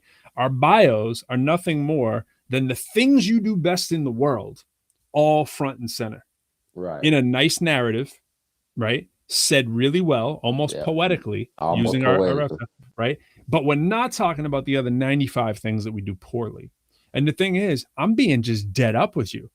I am a dumbass on most things, but the things I'm serious. But what I'm saying is the things that you may value as intelligent might just happen to be the ones that I'm good at, right? And like, I'm good at math, I'm good at science, I'm good at rapping, but that's about it, bro. Like it's not like I have some secrets. It's like I'm not good at putting up this stuff on the wall. Lord knows it's fallen down like 12 times. I finally had to buy the stick-on spray that I didn't want to buy originally. I'm saying I'm not Mr. Handyman. I'm not Mr. Fix. I do what I can, but it's like that's not my gift. You know what I'm saying? There's a lot of things that I don't do very well that, like, on a day-to-day schedule, my wife would beat me in 15 out of 17 of those things. But it just so happens those two things are really valuable up on top. And I'm just honest with it. I'm not saying it to be haha funny. Like, I'm not saying I'm dumb or anything. I'm just saying that on the things that I'm very average to below average intelligence on many things that don't get propped up to the top. And so I think we're all like that in certain areas. And I think when you find happiness when you're doing the things that you're good at or that really fill your soul. But the thing is, if they really fill your soul, you're going to become good at them if you just stick with it. And it gets back to this idea of sticking with stuff that makes you sing inside, and that could be literally singing, which it is for us, it's like, whatever it is, music, bro. But you ain't going to find that out if you stay in the same town you were born in your whole life in most cases. And you're going to have a very narrow view of the world. And it's like, the more we travel, the more we see. I mean, these days you don't even have to physically travel. I mean, you can do so much of it virtually now in the metaverse and all that kind of stuff. Right. We can really start to experience things on a different level. And the more you know, the more you realize you don't know. And I'm just saying all this stuff to put it out there really, really clearly that like our best selves, most of us haven't found yet. But if you don't give yourself a fighting chance to get into that arena, whether it was for me getting a doctorate or whatever, I'm just saying most people, you're not going to have the privilege in your life of having the time free to tell your significant other that, guess what, I want to go for a doctorate. I didn't even have that privilege. My wife wasn't thrilled about when I made that decision. And quite honestly, I did it kind of selfishly. I didn't really consult her. I just assumed she knew. I was like, yo, this is the plan. I'm going to get into school. I'm going to get the doctorate. As soon as they say it, let's bang it out because we got the seed on the way. We got to get this done. And you know what I'm saying? Right. Like I was just making what I thought was the only plan that worked without really, doing the, okay, hon, this is what we're going to do, kind of thing. And I'm actually sorry for that because it's very selfish, but I thought I was doing it for like us, right. I mean, I was, but I didn't explain it well. Absolutely. Yeah. And Absolutely. It's like, that's the thing. It's like, okay, who's going to have the money to get a doctorate? Who's going to have the time in their life to get a doctorate? You really think it's that I know any more than you do about, like, come on, it's not. I mean, you know what I mean? It's like, I have a stick-to-itness about me and a grit, and I will fall asleep in the library working all night to catch up to the other people because it's very real. The whole, imposter syndrome is very real. And I certainly have that against all these academics. I'm like, you know what? I can do a little bit. I can do math, but damn, I can't really spell. And damn, I really can't write that well. And you get out of a program like that, and it's like, now I'm a really good writer. You know what I'm saying? So it's like, I'm fortunate, I'm blessed, I'm lucky, and whatever you want to say and all that kind of stuff. But it's not for everyone. And we should not heap praise upon people that have managed to do that, because all it usually, the praise should go to, hey, you finagled the bagel, you figured it out, you got a way to freak it. That's it. But there's no, if I'm, come on, man. It's like, I know half the professors I work with. I mean, they're leagues smarter than I am. So I'm like, if I'm the torchbearer for intelligent, then there's a lot of people who are getting shafted, who just don't have the credential and initials next to their name. Absolutely. And, they don't have the ability to have a life circumstance that allows them to get in, So do you think that leads to a society that has been farmed into over trusting celebrities because of that concept where, because you made it, that I think there's something special about you? And so I'm going to follow you on Clubhouse. I'm going to follow you on Instagram. I'm going to listen to all your advice. And really, there's really nothing that special about you. And so now I'm patterning or blueprinting my life after yours, when it was really just a unique set of circumstances that allowed you to make it. Like you said, like the bio, there's no portion of your life, or let's take sports especially, bro. Nobody really talks about the millions of kids that never go pro. They never only talk about the 5% or so that may, and then even less than that actually stay, right? Yeah. And so we're patting our lives after like, that. And again, and I don't mean to go back to the God thing here, but it's like, well, I kind of do, because this is what irritates me, is like we always want to look at the thing we don't know much about and throw it on that because it's easier. I'm not like, and I say this all the time. I go in all these rooms. I go into atheist rooms. I go in the Christian rooms. I go in all this stuff, and I go in and I lead with this. Yo, I'm rooting for God. Don't get me wrong. Like you know what I'm saying? Like I'm rooting for God. I don't see the evidence that God is what's making Steph Curry great. I think that God has made all of us great, and that you want to throw it's this God-given talent. Get out of here with that, man. So you're saying God's picking and choosing favorites because no, come on, bro. Steph Curry's brother is a better shooter than he is, if we're going statistically. His dad's one of the greatest three-point shooters of all time. He happened to have a growth spurt and go from a twerp to a 6'3.5" guy. I'm 6'3.5", and I'm bigger than everyone I know. I'm bigger than 96% of the world. I very ever rarely see someone taller than me. You know what I'm saying? And like, I'm short in the NBA, but I'll tell you what, if Steph didn't get to be 6'3.5" and can, he can, like me, he can kind of dunk, when he needs to, kind of thing. Well, I'm not dunking anytime soon, but you know what I mean? When you're in that peak shape or whatever, like, okay, that puts you at a above average athleticism. If he would have been 5'7", we still talking about Isaiah Thomas, because there's one or two of them in the world who can ball out at like 5'9". But you put yourself up in 6'3", you got a chance. You put yourself in the son of an all-time great three-point shooter who has, millionaire like money and can train you around ex-pros your whole life, you got a chance. So it's not like there's more lottery balls in the pot, is all I'm saying, for someone like that. Absolutely. You know what I mean? He got more lottery balls in the pot. His whole life in the NBA arena, shooting on NBA rims, at the games with his dad, at the practices, talk to all the other shooters. Yeah. And we never talk about that. We never talk about, Steph Curry's taller than 97% of the Ray Allen is 6'5.5" with like freakishly long arm. Reggie Miller, he's the other one. He's 7? Like whatever. 6'6", ridiculously long arms, bro. It's like part of it is just the gene pool that he came out with. And out of all and let's not get it twisted, there's still about 1 million people who are that tall, right?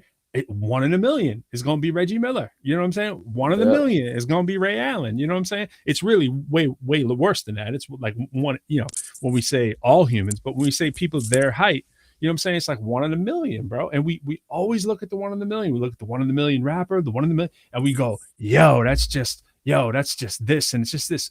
A, you're not acknowledging the hard work that they put in. B, you're not acknowledging the fortuitous set of circumstances that allowed them to become them. Yeah. And they have to exist. Just like, we're talking about elements and atoms and stuff. There has to be one that interacts with another one, because this all wouldn't have been here if it didn't happen.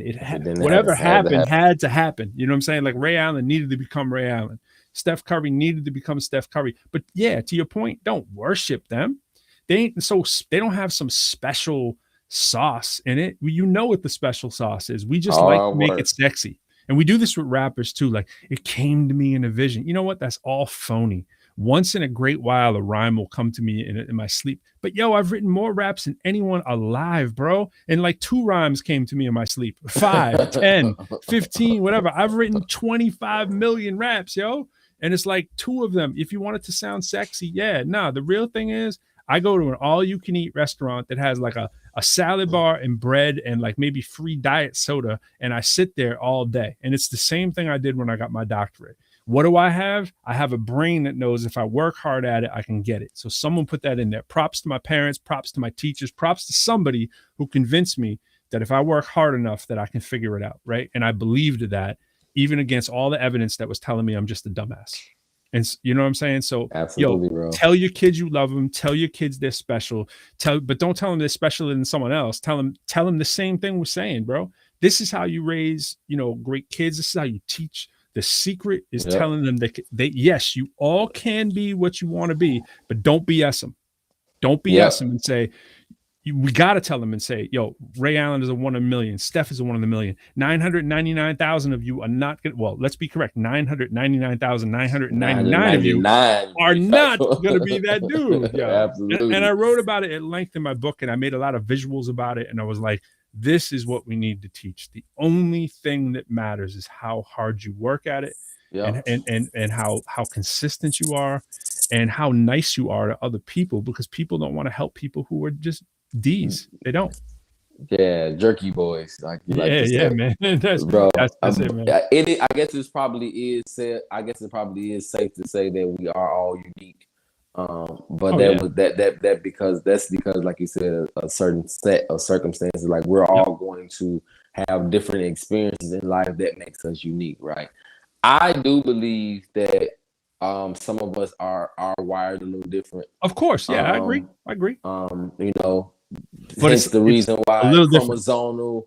chromosomes and, like you said, genes, and so that makes us all different. And so it could be possible that two people with a certain kind of gene get together, and so you produce this more unique kind of human. But when it comes to what you are able to achieve, when it comes to greatness, man, it all comes down to hard work. But like, there's no way Absolutely. around it. Our brain science, man. I mean, Tree was talking a little bit about it too. Brain science is incredible, and it's like when we're talking about our brain developing neurons, right? Like that's what our brain does. It can create neurons, right? And that's what the brain is, like a factory for creating the neurons. When synapses are connecting two disparate parts of brain regions that weren't previously connected before, they're creating a pathway by exciting stimuli, especially through metaphor building that we do in hip hop, comparing things. And that's what's so cool about metaphor. We're comparing things that aren't normally compared, right? And we're drawing a similarity.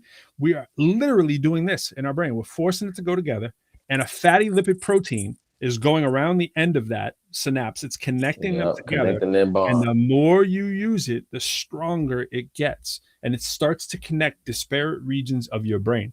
That rewiring and that process of creating, I mean, a lot of, we've all read this kind of stuff at some point or another, some of us more in depth than another, but it's just like the neurons, actually stem cells. And we just really starting to understand how stem cells work. But stem cell will recreate that new neuron, and it creates an actual copy of itself. And the new copy is actually more elastic than the last one, meaning it's more specialized than the previous one. And that's just how our brain works. It can literally rewire yourself, right? That's amazing, and bro. The old adages of you can't teach a new dog, an old dog, new tricks is completely wrong. That's the funny part. Yeah, we have neuroplasticity, which is a fancy way of saying our brain is elastic, right? It has incredible ability to do what you wouldn't think that it could do under pressure, right? As you were saying, the pressure creates the circumstance, the forcing of your brain to take another pathway. You can actually feel it happening. And what I'm saying, this is a public service message to everybody. If you've never been an MC and you've never had to be a poet and you've never had to think creatively like this, you're probably not as good at it, and you're probably not going to come to the realization that a lot of us MCs have had. We believe we can do anything sometimes because of how we put together these puzzles, and we start to have the success spills in other areas, and then all of a sudden we start to go, yo, you are smart, bro. You're a genius, bro. Like you're super smart in that area. Bro. It's the exercise. Yeah. And you believe it, and you're like, yo, there is something. Just like when I get excited on a rap, right? I'll be like, yo, it's like a superhuman ability. Especially that one you get where you're like, oh, where did that come from? Whoa. And it came from that work you put in on the rewiring, right? But then it's, again, we got to temper ourselves and go, yo, we're just playing with words right now. We're just playing with ideas.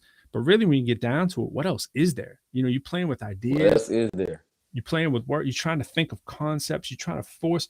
It's like there's a lot of unanswered problems we have in the world because a lot of people aren't dwelling on the ones that need the most attention. We get distracted. Entertainment, right? Amusement means to divert attention from, right? It's like we get amused, but we got to have our outlets. We got to have our balance. But hopefully when you rejuvenate or whatever, you go and do something with a little intellectual stimuli. You know what I'm saying? So because our time is short, you know what I'm saying? It's like we can be going, yo, man, yo, shout out them Celtics, man. Let's hope they get IT, or I'm gonna be like down with those Celtics. But you know what I mean? You know they're not gonna get IT, man. Y'all putting too much pressure on them people, man. I'm disgusted. I'm disgusted with this whole situation. Disgusted with this whole situation. Bro, it might shout out to my moms, man, on the birthday gifts. There we go. Bro, you have no idea how much pressure Chicago fans put on Chicago Bears ownership, bro. They finally fired the GM and the coach, bro. You know how much noise, how much dust we kicked up Sunday after Sunday, year after year. Twitter, Facebook's dropping by the Soldier Field, like all tagging these people. And the GM is actually not that bad, Mm. but the coach was terrible. The problem is, you know, when you make that decision, like you said, being proud as a man, you feel like he's my hire, so I'm gonna stick by him, even though you knew you could have just fired him and saved your job, right? Right. But you know, you're a millionaire, so you ain't really you ain't strapped for cash. Like we talk about how really sustainable life really is, and you don't really need to be uber rich, right, to have a comfortable life, right? We just have to manage our resources properly and get you a couple hundred bands coming in on the net side, and you really don't need nothing else. Did you say get a couple hundred bands coming in on the net side? What'd you say? Yeah. A couple hundred bands on the net side. A couple hundred. You're really rich. What are you doing over there, bro? I don't know about. I'm bro. I'm working on it. I'm more than halfway there with what wife and I got going on, bro. I know you do, bro. But it just seems like with the inflation, there's a need to constantly, especially this pandemic inflation, has been like triple the normal inflation almost, bro. And it is. It's insane. It's insane. Housing market has not caught up either. Telling you, and the housing market has not caught up. It's funny you said that, bro, because like 2 weeks ago, for the last 2 weeks, I've been talking to people about taking advantage of the opportunity to the opportunities there. If you're ready to make that move, some kind of realist. And then, bro, since like back in 2016, bro, you know, they're zoning certain parts of, you know, these gentrified areas that's building up, and they're gonna have, you know, like double the value in 5 years. Where, you know, you can take just your slim amount of resources, a dividend that you have, bro, and invest it in deferred taxes and all that. But anyway, that's a whole nother thing.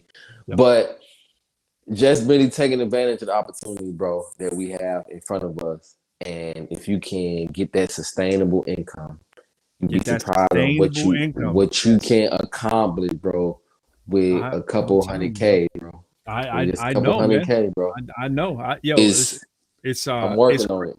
I'm telling you, hey man, you preaching the choir, man. Like you know, we talk about this off the air. You know, we won't get too detailed, but what we should say in terms of the financial tip, if no one's ever said it and you're watching this before, one of the biggest things you can do if you have a house, if you're making a mortgage payments, if you somebody out there who's got a house payment or whatever, pay on the 15th and pay on the 30th. All right, if you do this, it's the equivalent of saving you roughly, if you're doing a 30-year mortgage, let's say you're looking at a $500,000 house, just to throw out round numbers, you're in the ballpark of $80,000 to $90,000 off the life of that mortgage. And it's free money. It's free money because you're paying off the principal as opposed to the interest twice as often. Some people will tell you to put an extra payment toward, you know, if you make 12 payments a year, try to make a 13th. It's similar, but it actually has a bigger effect because of the compounding nature. Pay that on the 15th, pay it on the 30th. If you can do it. I'm not saying strap yourself crazy, but it's simple things like that can liberate you, because you're going to get frustrated when you're looking at, you'd be like, I paid how much in interest and I paid how much in principal? You know, and trust me. Yeah, I mean, your interest is always twice as much. To get that. After 30 years, bro, it's twice as much. Triple paying. We bought this house less than 2 years ago. You know what I'm saying? It's like, trust me, I'm always looking at the interest in the comp and being like, man, let's put down. But there's the comfortability of, like you said, I want to have $200K in the bank. Do I really want to take that $200K and go put that onto the principal of what I owe? And you know, there's balances, and you have to find the right equation for you. You know, and right. I'm not a financial advisor, so I can say all this kind of stuff out there and just put this out there. It's not like it's not like I'm giving you all advice, but the advice that I can say is that if you can afford it, there's no cost in putting it, as long as you're working with a mortgage company that understands you want that towards the principal. Sometimes you have to state it, but you make that money on the 15th and the 30th. If you're getting paid twice a month on the 15th and 30th, and you can arrange your life to just pay it on the 15th, pay it on the 30th, it's liberating. It's going to save you thousands. It's free money, man. And that's one of the easiest things you can do without getting fancy with deferring property taxes on, you know, whether it's house for income or house for all. And right now, man, we can also say, you know, just looking at it, what we're talking about financially for everybody trying to make those moves is right now there's been so much money pumped into the economy of free money that things haven't, you know, we see inflation, we see certain things. Everyone talks about gas prices and all the superficial things that happen. And there's a litany of things that go into gas prices, right? So it's sort of an indicator, and some people will call it like a poor man's inflation index, right? But which has some merit in some cases. But when you look at things like a house market, which is somewhat slow to catch up, it's not like gas prices or something real, you know, I don't want to get into elasticity and all that. Week to week, though. Yeah. So Yeah. it's like if it's slow, that means if you had the money to put into a big investment like a house, while it's substantially cheaper, the returns on that, when the inflation actually kicks in and the prices actually start to go through the roof on things, you would stand to be in the clear. And and by the way, while we're on the topic, it's the same. And I know this is inflammatory, but talking about crypto and NFTs and so forth, it's like rich people are people who are getting over on cryptos and NFTs, right? It's the poor working slobs who are like all of us really that are trying to be like, yo, let me get over quick and let me make some money here. Now you can really lose a ton if you're starting to use your very small disposable income right now on something as volatile as NFT and crypto, right? When the inflation does kick in, that's the most likely thing to take a bath, right? It's the most likely thing because it's so volatile that it's going to take a bath for you. But a home, just like in 2008, if you can ride it out over the long term, and if you have enough income and you have a secure job or whatever, and you feel that it's not, in total jeopardy, you can ride it out. You're going to be good on the other end if you can get through it. But if that's your only source of income, you got to be careful. And I see way too many people that don't understand the basics of economics, putting their last dime in a prayer, hoping that crypto and NFT is going to do it for them. It's like, who you think's going to make out? The people who own the crypto and own the NFT? In other words, if you own a website that has its own NFT kind of memorabilia and has its own coin, obviously it's the people who own that are going to be able to, get over the fattest. Some of those people are going to take a bath too, because they're going to get to without diversifying. But a lot of this stuff is not for the faint of heart, is all I'm saying. And I am not an advisor. And then the aspect of too, rarely are we seeing true numbers, and anything that's volatile like that is because the numbers of the reflection of it isn't true. And so one of the probably the most popular things, which is why you alluded to the people that already have money, is the whole pump and dump thing. Mm-hmm. And so you'll have this similar to like it's not, I don't want to call it a hedge fund, but they actually operate like a hedge fund, it's right? Very so similar. You have this community of people that all decide, hey, we're gonna spend X amount of millions of dollars on crypto. We're gonna make the price go up and then we're gonna sell it. Yep. And that's so people are seeing these when it peaks. I mean, everything's gonna have peaks and valleys, right? Your entire life, there's nothing in your life that don't exist on that model, right? That platform. But when you start to look at some of these cryptos and the peaks and valleys is looking like Mount Everest and then the plains of the Sahara, when the peaks and valleys are like crazy up and down like that, rich people are making a lot more. That's what's going on, bro. They buying it up at this price, and it's not necessarily a hedge fund, even though you still got that's doing it. But it's a group of community of people that's saying that's what we're gonna do, bro. We're all gonna buy this crypto, absolutely, and then we're going to get to this point. We're gonna force it to rise because we're gonna pump so much money. Man, when I went into college, undergrad, I get in. You 17, 18 years old, right? You start in college or whatever. I remember in my first business class, I was a business major. I remember my first business class, they told me what buying on margin meant, and it, like buying on call or whatever. It's when you play the market to go down, right? So imagine that you buy stock X, and you're borrowing the money at an agreed upon payment time in the future, and you're going to pay it what the price is in the future, not what it is today. Of course, you want that price to go down so that you're paying less, right? So you'll hear people sometimes talking about the people on Wall Street are evil or whatever. They're preying on certain companies or whatever. Yeah, sometimes you're rooting for the downfall of certain companies temporarily to take a bath. I mean, that's kind of what Fly's saying. We're looking at the valleys and peaks. Of course, you want to buy something when it's cheap in a traditional sense, right? You buy low, sell high. That's the whole nature of the stock market. Absolutely. But when I first found out that I didn't even have a clue. I was like, oh, yo, you can do, because that sounded like a street hustle. I was like, you can do street hustle on Wall Street? Like, yeah, man, I'm going to, it's literally Wimpy from Popeye. If you remember, I would gladly pay you Tuesday for a hamburger today.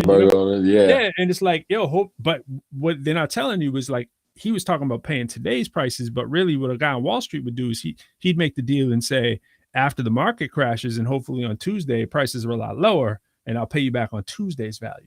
And that's genius.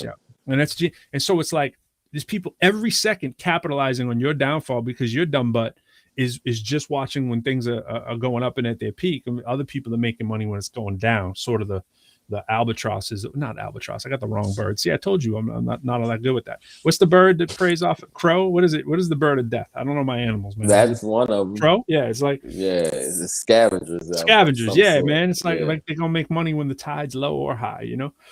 So absolutely, bro. No, I feel you, man. So it's a wealth of knowledge and information. It's important the way you present it to make it palatable, you know, where people can receive the information and apply it. But that's what it all comes down to, bro. Setting your goals, attainable goals, you know, being realistic, being patient too, man, because this really is a long game, bro. Even for the wealthy, bro, most of these people, even being born into good circumstances, it still took Bezos time to become the person that we know today. It took decades.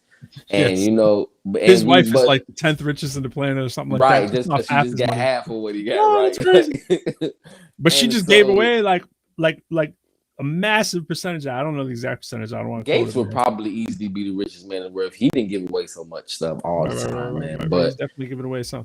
Now, but just to keep people aware, schemes. Don't give absolutely, too much credit, you know? Absolutely. Buffett and Gates are like, yo, we're gonna give away that money. We can never spend it, but at the same time, it's actually helping the bottom line in a lot of areas, you know. Absolutely, man. You gotta write that. That's the great write-off, and it helps public opinion, and you know, it regenerates. So they're giving money to the interest that he has in the world. You know what I'm saying? And do not get Pro wrong. Pro is not a Bill Gates conspiracy theorist. Quite the opposite, right? So, but there is something to the fact that, you know, I'm never rooting for the billionaire. So let's just put it that way, right? Like at the end of the day, I'm a capitalist, but I'm a capitalist with a lot of communist traits. Like I'm like, yo, for the people, by the people, you know what I'm saying? Like I want the people in more control of like the factors of production, you know what I'm saying? And like there's a lot of things that should be very socialist that aren't, just because Jesus would be a socialist is what I'm saying. You know what I'm saying? Jesus would be a socialist. And Jesus was a socialist. And he was for the people. Yeah. And you know, we say all these things. It was like, do I want good healthcare? Yeah. Do I want roads to be good? Yeah. Do I want the hospitals to be good? Yeah. Do I want pensions for? Yeah, I do. Where are we going to pay for it all? Yeah, that's an issue. But I can tell you where a lot of that money is, and it ain't with the poor. You know what I'm saying? So it's like, there got to be some taxes levied for people that are doing well off those factors of production. And benefit well in this world, you know? And that includes me. Bro. I'm always happy with paying like more taxes if I know, and here's the fact. If I know that it can be regulated, and it can't. So you gotta have regulation on the regulation. It's like you can't let the fat cats and you can't let government just kind of spend your money frivolously and put it into whatever. I get it. There's got to be a balance. But at the end of the day, we have a lot of too many bad words around. Yo, you a Marxist and you a communist. Yo, bro, just because I want the people to be a little better off, don't call me names. You know what I'm saying? Like yo, bro. There's a delicate balance, bro, that we all struggling with. But we all got to figure it out, man. I know we way past time. I know we are. Yo, Darren, Dorothy Auger, is that you say? He is hosting a poetry workshop tomorrow morning. If y'all interested, I used to think I couldn't rap. She got me writing all kinds of stuff. Okay, I gotta hear those bars. Now I can't promise you that in the morning that I'll be around for that. But Saturday's my day, bro. She's doing it next Saturday, maybe. Increase them averages, bro. Saturday's my day. Why that's when you get those numbers back, bro? I'm telling you, bro. I have to. Our family is me time, weekends, bro. There's nothing going on for me, bro. If it ain't art, I try not to. Which I'm probably gonna have to pick up some weekends just to, you know, continue, you know, the growth or the later foundation that I'm trying to submit with the new gig. But what you gotta do is you gotta hire the kids at your own job, man. That's what it comes down to, man. Whoever's old enough, you gotta get them. You gotta, what is that? What's the word? Nepotism, right? You gotta get nepotism. That's right, bro. They gotta come on through, bro, and earn their way, bro. So that's more time for me to spend with them, and less time them in my pockets too, bro. That's like they literally ran double. They literally ran a story. Anyway, I actually had a conversation at work today with somebody about trying to get my kids matured and old enough. Bro, my whole family, bro. I got 5 kids, but they'll be adults while I'm in my mid-40s, bro. So yeah. You know, that's another way too. Even that, bro, isn't expected. You know what I'm saying? Like that's an expectation and a goal for me. Is like I know at some point my children will become adults, and so that struggle of time too, kind of, you know, relieve ways, and that's kind of happening more and more as my kids get older and they mature, and I don't have to spend as much time on certain things with them. It's just it can be all quality time. And I'm feeling like that more and more. My older children too, where, you know, there's not as much as let me cook for you, let me tie your shoe, let me help you find your clothes, let me iron for you, let me dress you. I had to spend less time doing that, and so my time with them is a lot more concentrated than it was when they were younger. I do love that time. Good night, Tree. And okay, there's the link. YouTube. All right, cool. I'm gonna have to check that. YouTube.watch. You know, be careful. I might just click that. Link. I gotta say this before we go. Link. Bobby Shmurda. All right, you didn't think I was gonna be talking about Bobby Shmurda tonight, right? But Bobby Shmurda. Yeah, bro. So Bobby Shmurda, right? This was on some of the local rap sites, right? So let me pop this one up here. Hip Hop DMX, right? So check this out. Bobby Shmurda. What do you think the headline is gonna be? If you had to guess the headline, bro. What would you guess? If you get don't look, it's right there, but don't look, don't cheat. If you had to guess, I really can't see it. Oh, good. But what does it look like? Bobby Shmurda violates his probation. All right. Okay. Exactly. Right. You're so off. Though. You're so off. Right. I can tell by the fact that he's smiling that it's not it. Right. Bobby Shmurda calls for no guns in 2021 rap videos in NSFW Instagram post. What? Bobby Shmurda calls for no guns? I'm glad to hear it though. But also, there's a big but, and that's a double entendre. It is a double entendre because have you seen his recent video? Yes. Anyway, you know all right. So no. Hold on. In case you haven't, but he calls for more women. Absolutely. It said he would incorporate more women in his visuals. I'm only laughing because I'm like, are you kidding me? And he proved that point with a series of pictures in an Instagram post showing several bikini-clad women dancing next to him while he's holding a camera, amazed at all the backsides in his presence. Just when you thought he was turning a new leaf, bro. He turns a new entire leaf. Pun intended. Bro, Soulja Boy. I saw a post from Soulja Boy too, man. It was saying, rappers need to choose two new rappers that they need to choose between the streets and rap. So they need to stop trying to do both, man, because they rap and they get $1 million, then they dead with your name attached to them. You know what I'm saying? Exactly. Yeah, I understand. But hey, man, better late than never. You know what I'm saying? Like people gotta come to these realizations. Some people have come through the. I don't even want to go there. I was just gonna start talking about Takashi and all that kind of stuff, but it's just like, yeah, that's a whole nother issue. But absolutely, that's more to cover next week. More to cover next week. But I'm just saying, Bobby, right when I was ready to ride with you, Bobby, you came out and you like, I'm not mad at you, but I'm just not pleased. You know what I'm saying, Bobby? It's like I'm not mad. I understand. You know what I mean? I get it. One mountain at a time, bro. One mountain at a time. So the guns are coming out, so there's progress. Guns are out, but the butts are in. You know what I'm saying? The butts are still in. They were always in. Instead of two entendres, now we just got one. It's just one. Yeah, bro. So yeah. I think we're gonna leave it there, bro. So next week. I gotta shout out my man Singapore Kane from Boston. We're gonna have Singapore Kane coming up.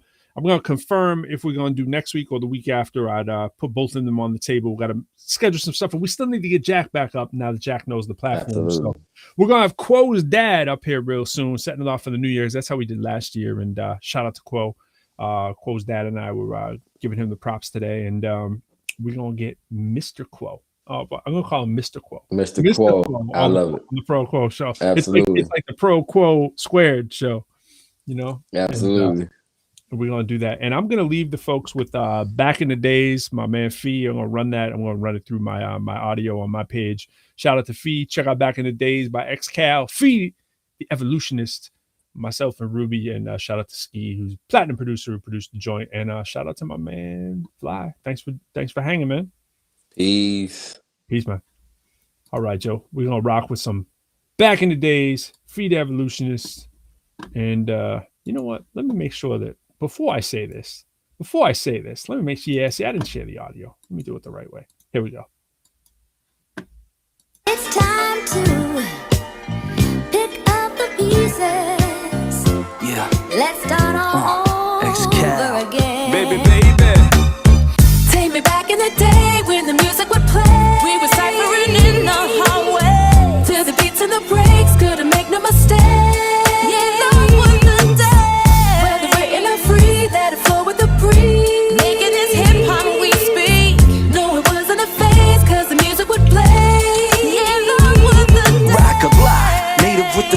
we spit it, leaving future archaeologists lyrical hieroglyphics. But a messenger, head bob as we be, kicking the under, making you wonder like Stevie. Excal the sword, Lord Claude and Phoebe's. Cats got you open, rock a block like ski beats. MCing for the culture and the freedom, that's the reason. The sun, moon and stars, the earth and the gods. It's the X that C loaded for a couple dudes around. 16 so beautiful, should hang him in the Guggenheim.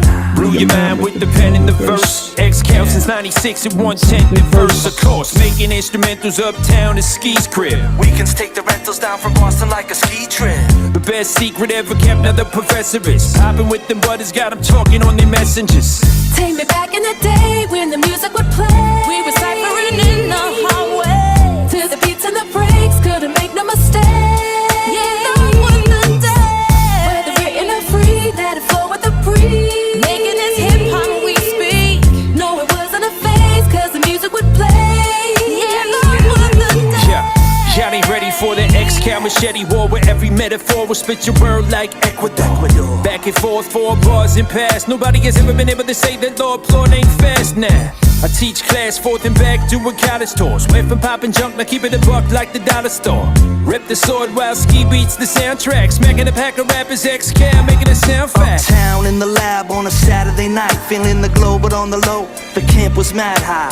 Catching the vibe over glossy beats as the lights shine bright over the gritty city streets. Rocking my Timbs and soft butter leathers. Man, I thought those days would last forever. However, living better now, bit of cheddar now. Rock a block with gems, that's the plan, girlfriend. Take me back in the day when the music would play. To the beats and the breaks, couldn't make no mistakes. Whether written or free, let it flow with the breeze. No, it wasn't a phase, cause the music would play. Yeah, that was the day. Ski beats, Rock on, I be hood. Those were the days. Ruby red, Rock on, ProQuo. Yeah, that was the day. revolutionist, Rock on, Serva.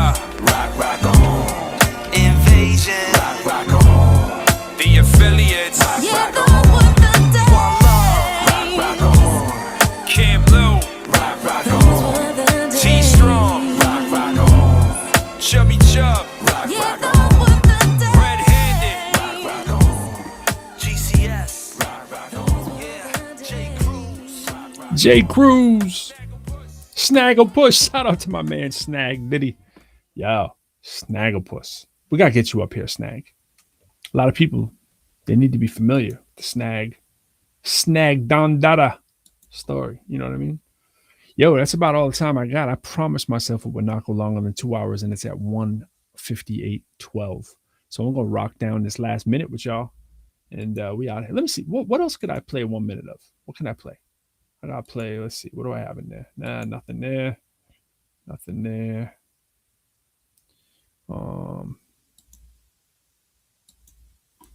What can I play for y'all? Nah. Back in the days, pro vocals, dark poetry. Give you a little bit of Greener again. Me and my wife, Love Jones. Professor Lyrical, Love Jones.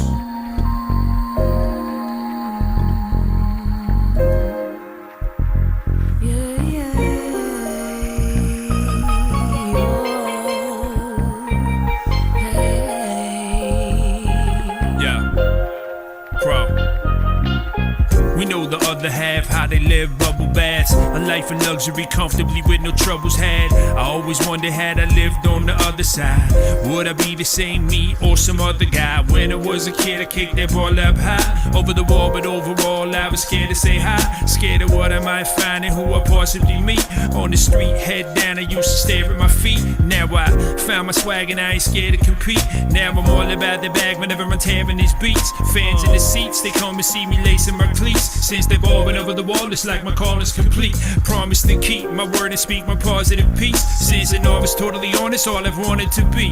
Just the best I can be, so ain't nobody have to wonder why. So somebody else can find it greener on the other side. It's always greener on the other side. Yeah. It's always greener on the other side. Greener. Oh, greener.